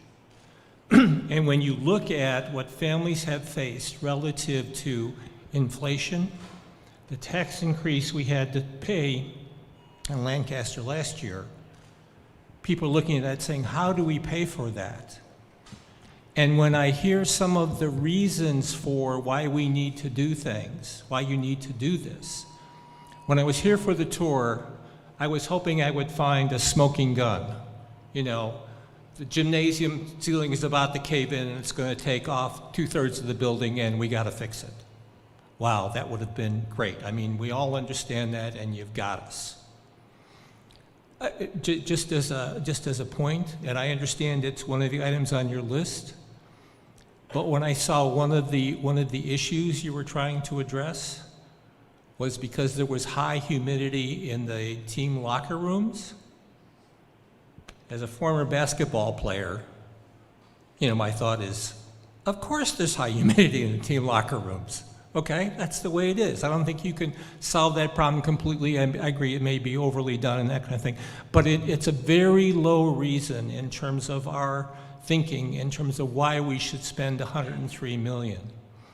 What I'm asking for is, what are the top reasons that in your minds justify the town of Lancaster paying $103 million the town families coming up with the additional at the median price, okay, an extra $1,250,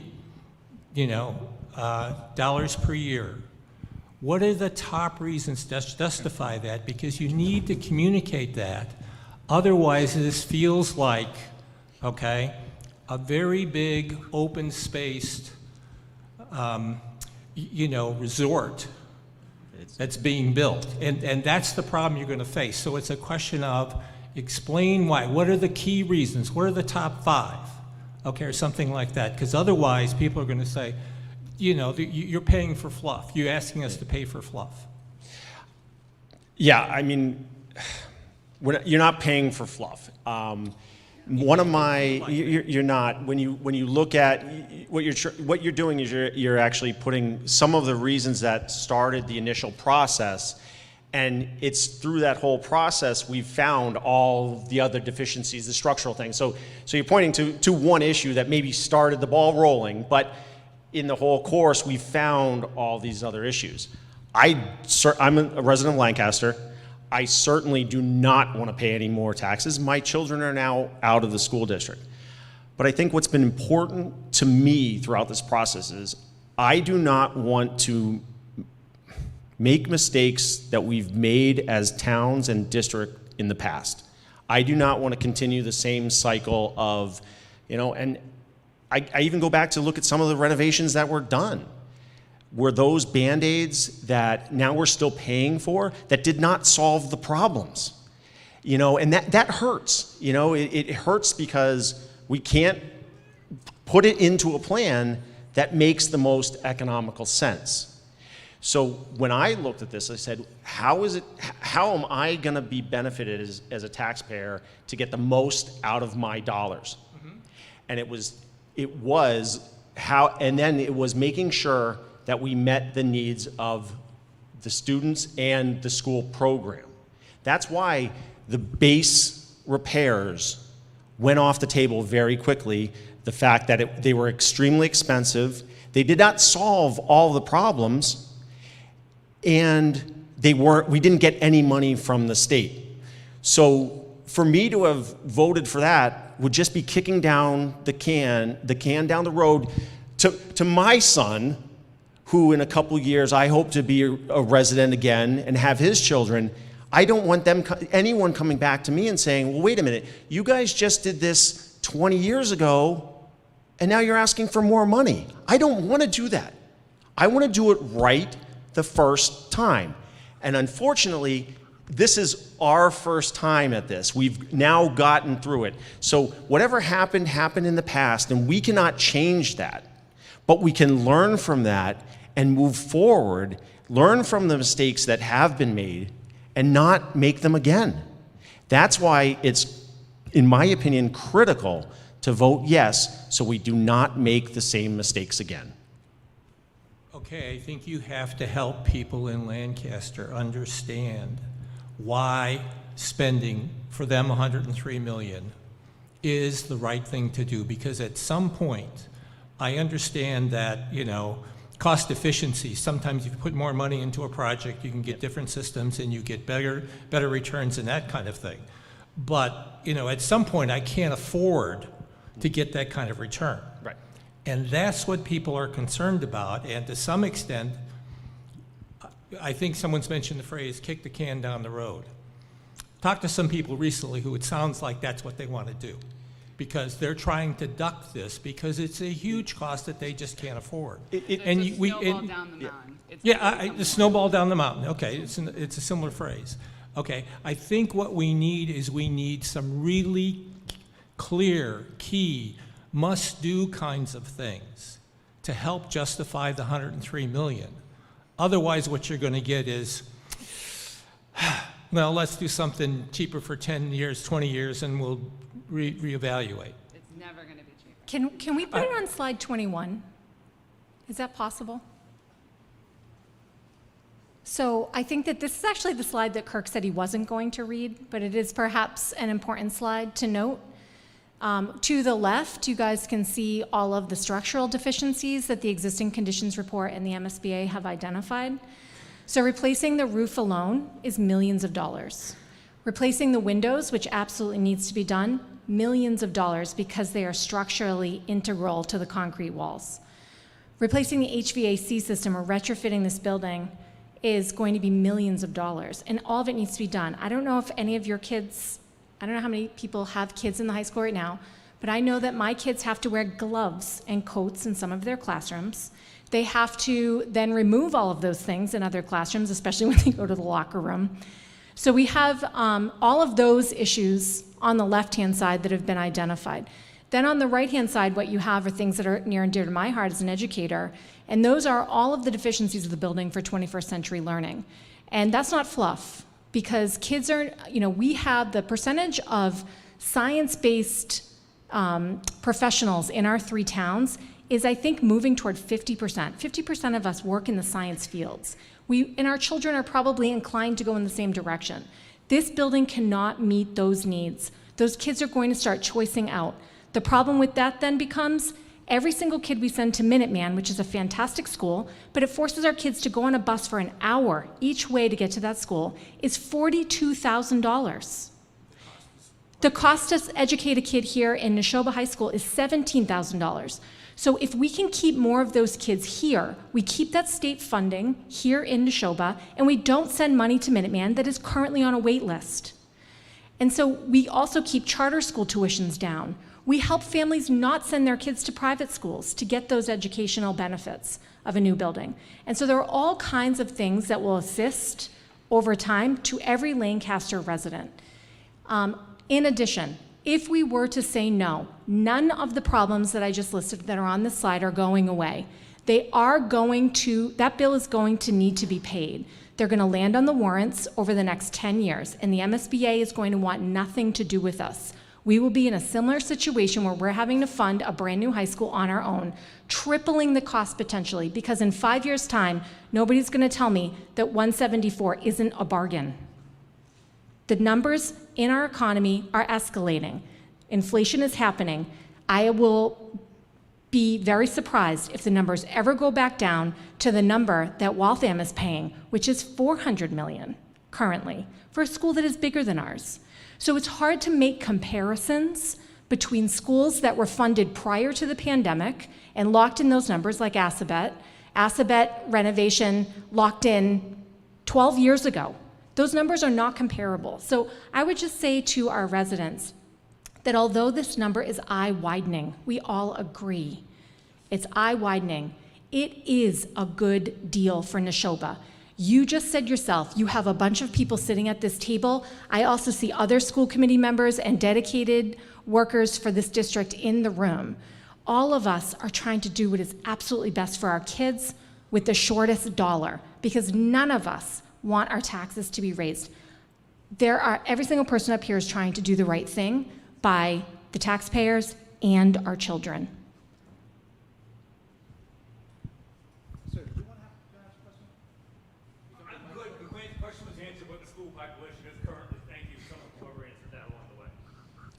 Kirk wants to answer that question. He loves that question. My name is Alice Romer, and I live in Bolton. And I went on the tour last Saturday, and one of the things that Mr. Freswick pointed out was that some of the windows in the building contained hazardous material, and so they would have to be they have to be tested and whatever. How much is it going to cost to demolish this building, and has that amount been added into? Yes, it's all part of the overall project, and part of that, it's a soup to nuts, thing. When we're done and that budget's done, it's a new school, everything's new. All the abatement of this building is taken care of in the last kind of phase, and then so that is all part of the overall budget, as well as all the site work. Yep. It's all part of that package. Hi, good evening. Good evening. My name is Mike Horish. I'm a resident of Bolton. I'm a public educator. I have been a science teacher for 19 years, chemistry and earth science. And while I am a school committee member, I'm speaking on behalf, I'm speaking as a resident, not as a school committee member, with an authentic question, with a genuine question.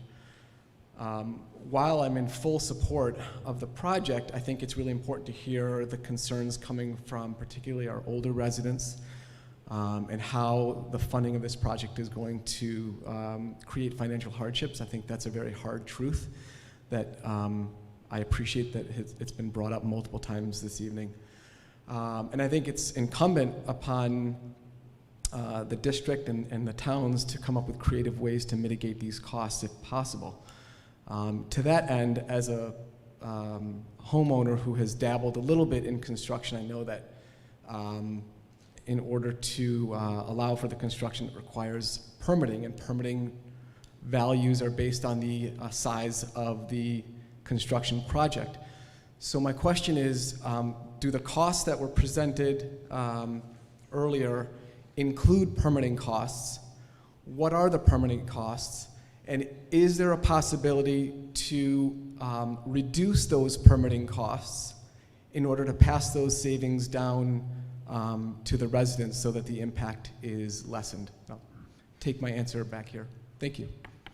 And I think Bob will want to speak to this, but yes, the permit is part of the cost, and it's roughly $2 million, but that is all factored into this, and that is to the town of Bolton, so I'll let Bob answer.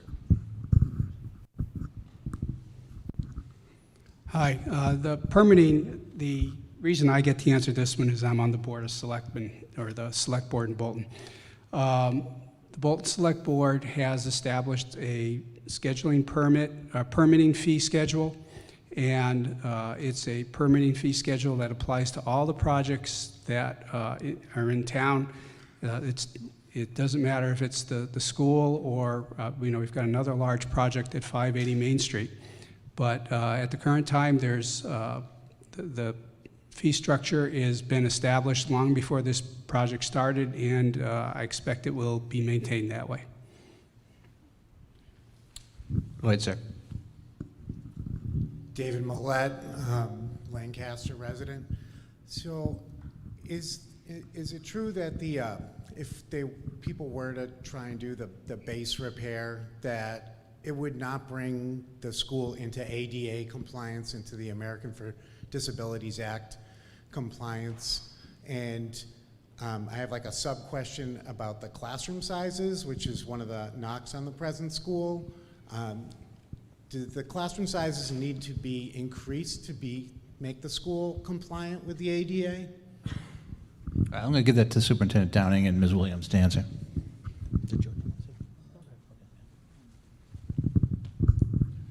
I'm going to look to Mr. Malani for a little help here once we get there. But it just in terms of the classroom sizes, our typical classrooms are 725 to 750 square feet, and the minimum requirement there for MSBA participation is 850 square feet.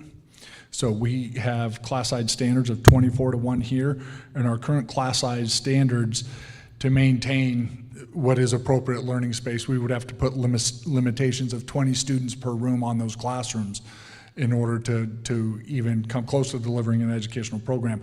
We can't change the size of the classrooms. We just can't. Renovation was not even an option unto us because of the support structure of the beams and the infrastructure of the building, and the walls of those interior classrooms are concrete brick.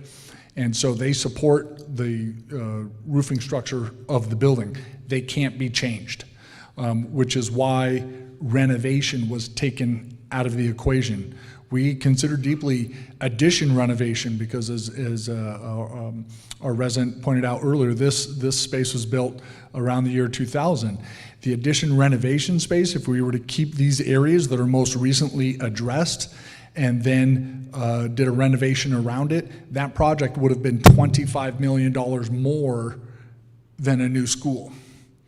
So those are some limitations that are upon us. In terms of the ADA compliance issues, Ms. Kendall. The base repair would address the ADA compliancy to the extent that it's possible within the building. As far as the classroom, ADA compliancy now requires that there's at least one desk in every room, so furniture would need to be addressed in order to have that. We would have to revise all, depending on the doors in the building, do they have the push-pull clearance, all of that.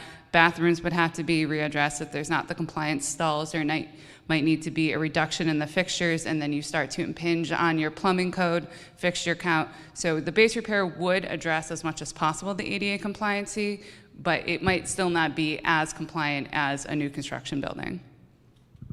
What about the elevators? I know there's an elevator here that's definitely not compliant for ADA. Yeah, that would be so- part of the base repair. All right.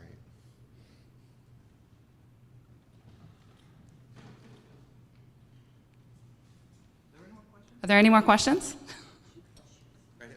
Hi, Glenn Liming, 30 Quaker Lane. Thank you for all your help. I'm not going to tell you any of you are out of your minds tonight, because you're not. You've done a great job, and thank you.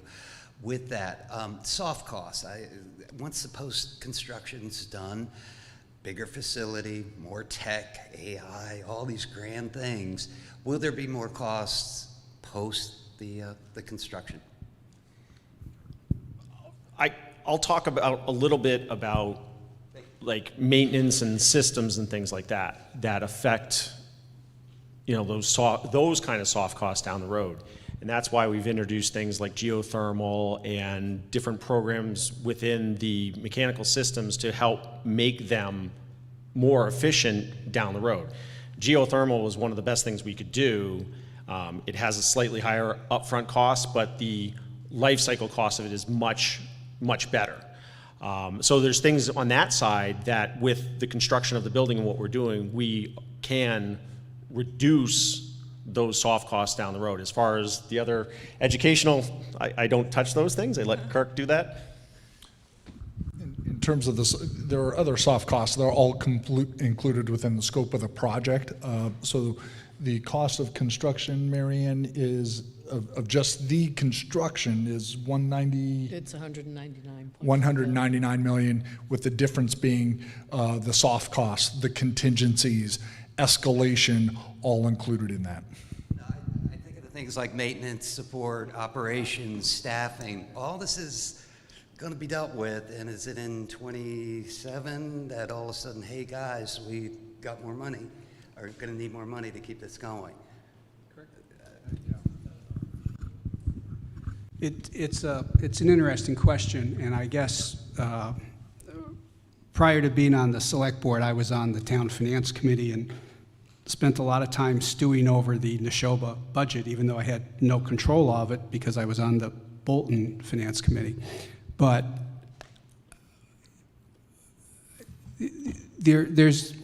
I couldn't tell you how much the current school is going to cost if nothing's done. I couldn't tell you how much it's going to cost to run this school in 2028.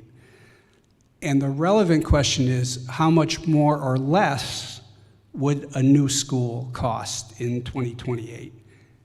And there's no baseline to answer that with. I'm sorry, but that's where we stand right now.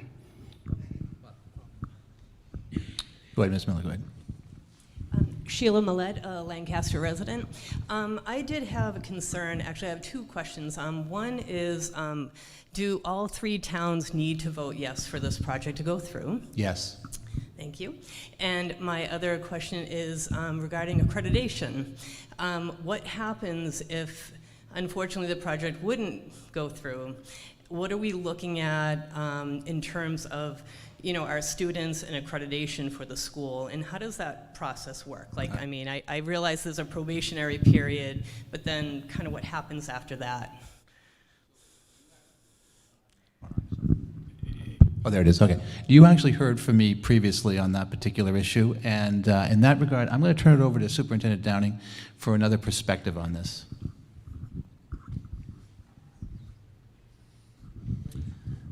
As I've been presenting regarding accreditation, the initial NIAS report coming out in 2015 And then the response in 2017 spoke to the things that we saw earlier in the presentation. We are coming up on our decennial examination of that, and I know that Dr. Boynton actually received a communication just recently that we're beginning to start planning what is the self-study process. In the event that we're not addressing the standards within the NEASC accreditation, we are then at risk of ultimately losing that accreditation. There's a probationary period that would be assigned if we did not meet up to those standards. We had this happen relatively close to us not too long ago in the town of Maynard, where they did not approve a project. They were in that probationary status with NEASC. Ultimately, that was a vehicle that convinced the town that they need to approve that accreditation because I can't give you data, but the stories that were shared with me from real estate agents and other residents of that area were that it impacted the town and impacted the property values there. Not to mention that NEASC is a major accrediting agency that colleges look for in terms of high schools. We produce graduates. Our students come out of here with an excellent education, have performed very well. And in the recent Boston Magazine article, our community has noticed that we were ranked 23rd for high schools in our state, but we were also ranked as the top 10 districts for bang for your buck in terms of cost to educate a student in the state as well. So, you know, what the impact would be if we ultimately were put on probation or lost that accreditation, I can't say to you with definitive terms, other than just to say it's a risk, and it's a real risk to the vitality of the town if that were to happen.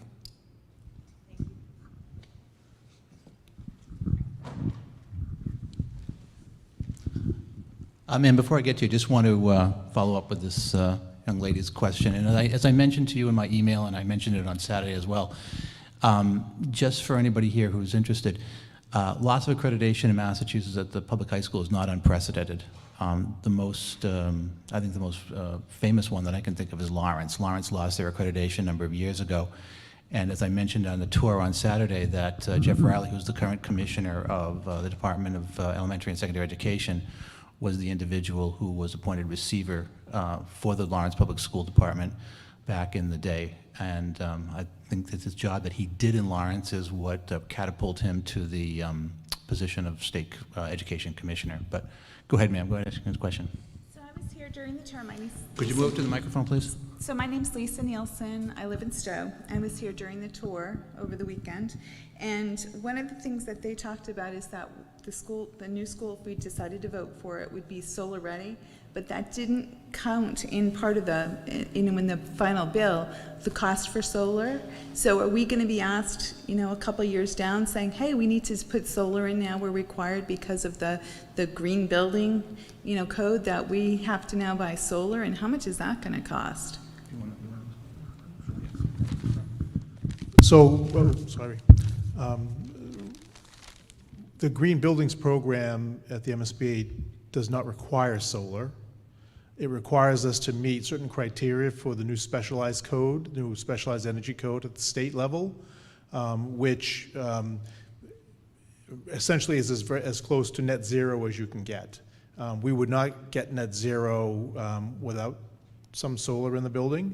What we've done in the past is that we found that we're solar ready, and that we're providing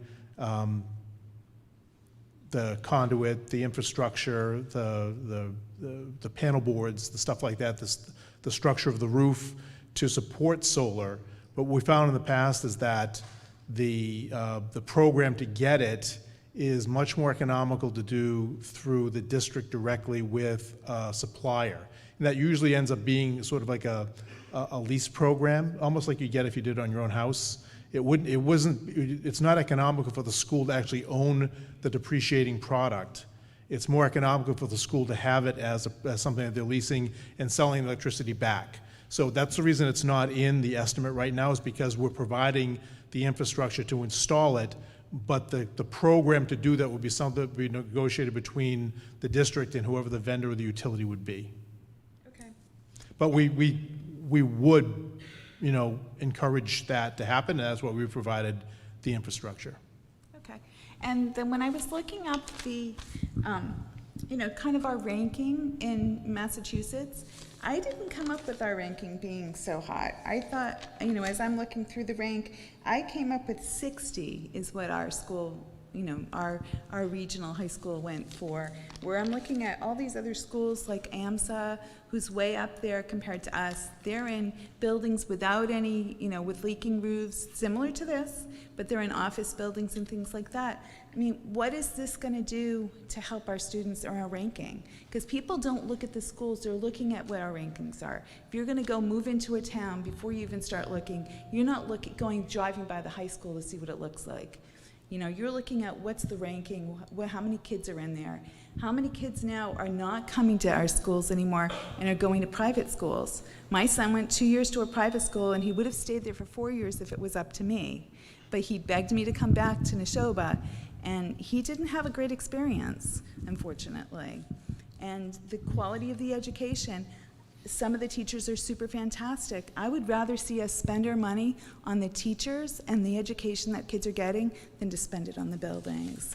Get our buildings so they're decent, but that's a huge nut for people to have to pay. I have many friends who are here in both Stowe and Bolton who are they're lifelong residents who've grown up here, have taken over their parents' homes, and now are in their 70s looking, where am I going to move to next? Because I can't afford the taxes anymore, and they can't get assessments, and they're panicking because if this comes through, this is more than what they're getting in their Social Security. Most of these people are single people who don't have a spouse, who they're on single Social Security and can't afford it. So I'd hate to see the character of our towns just become all young people and no older people, because that's how it's going to end up, where a lot of people are moving. And with all those moves, our tax assessments are going to go up because it's all paper, paper increases here of what they're assessing our houses on, which, if the market keeps going up, that's all well and good, but it's not anything in your pocket until you sell. So I just would like to see, I'd like to see how this is affecting us now. So what I can share with you are just some statistics we know locally. Since 2018, in our towns, just over 2%, 2.07% of our students went to vocational tech. That has doubled in 5 years.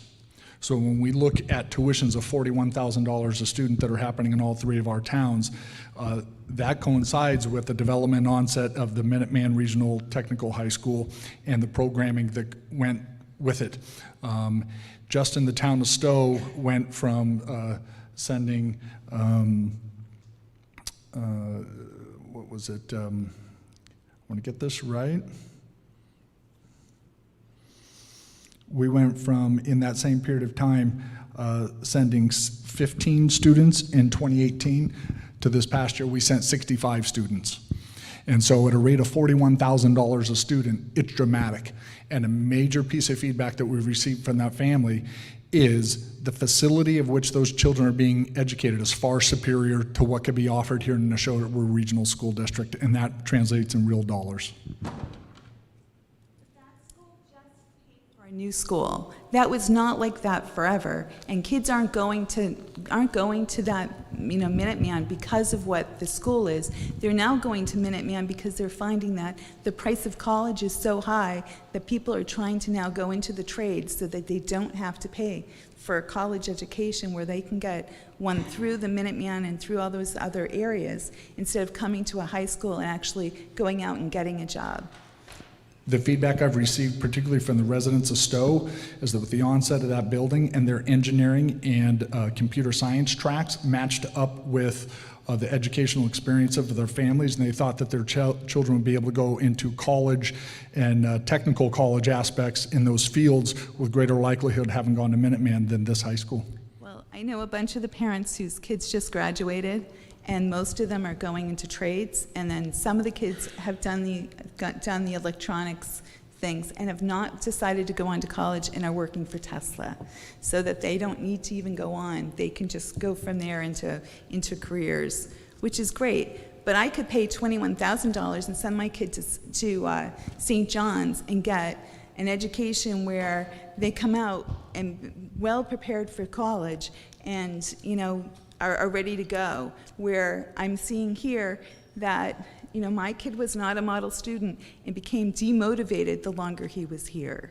And so it would be nice to see how you take care of the kids who are at the top, but the kids who are at the middle or bottom who are struggling, those kids kind of get overlooked. So I'd like to see how you're going to, though, improve education for wanting people to come here than to go elsewhere, because I do know quite a few families who decided to send their kids starting at even middle school and out of the region, and are sending them to private schools because they feel they're getting a better education. Yeah, and I hear you on that completely. And I think that's part of what we talked about in the educational visioning sessions around this high school, and offering students the opportunities to get involved in project-based learning opportunities, innovation practices, and collaboration practices that are going to encourage and target them in that way. And when we have classrooms of 725 square feet, and some of those classrooms reaching that threshold of 24 students, the space doesn't allow for those kind of activities. So we're looking for the versatility in what we can do in those educational spaces moving forward. So as we look at this project, it's not one singular item, it is a collection. It's every matchstick has weight. And when added up and all those pieces put together, that's the total weight of the decision that's in front of us. And so we just have to remember all those pieces. So Parker School over in Fort Devens is a charter school. My two nephews and a niece all went there. It's all project-based. They are in an old building that probably doesn't, I mean, I'm not sure if it makes any of the requirements nowadays, but it's all project-based, it's all group learning, but it's not like this. And there's not, you know, they get along great and they get a great education, but it's very different, and it's a different type of learning, and not all kids, you know, it's not a traditional type, and it's very difficult for someone who's looking to go on to college and to get, you know, who's more apt to do more of the less project work and to get the work done, to work in that environment. Yeah, But that's just my thoughts. That's a after wonderful seeing it. school that you cited. It is, and certainly. we've had kids who, now my oldest nephew's 26, has been out, went to Clark. I have a niece who's, I have another one who just graduated from Binghamton, who went from Parker to Binghamton. He had the right background, but had a really hard time fitting into a real, like a college setting where they don't do the collaborative, that they're working and they're having, you know, having the regular college experience. It was very hard for him to get used to doing a project, you know, coming from a project-based environment to, you know, to a college setting where you're doing lectures and things like that. So it's you know, I think you need a mixture of everything. I couldn't agree with you more. Having a diverse amount of experiences in an educational program is critically important. That is true.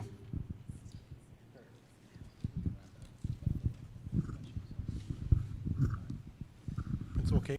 Anybody else? No. All right, so I want to thank everybody for coming here this evening. It's been over 2 hours, and I think that's the longest of our forums that we've had. So even though we didn't have a huge crowd, I want to thank everybody for their questions. The one thing I would leave you with in relation to this project is that one of the things that I've been doing as the chair is I've sort of been monitoring what's been going on in the town of Stoneham. And if you go back and look at, and the town of Stoneham does an excellent job of keeping their citizenry apprised of the progress of their particular build project. Stoneham is a significantly smaller school than this, but I think if you go back and you look at the costs attended to that project and the increase in costs that they incurred and the repercussions thereof, I think you'll see that what we're suggesting is really right within the wheelhouse. And credit to our designers and our OPM. And on that, I'll leave you with good night, and thank you for coming.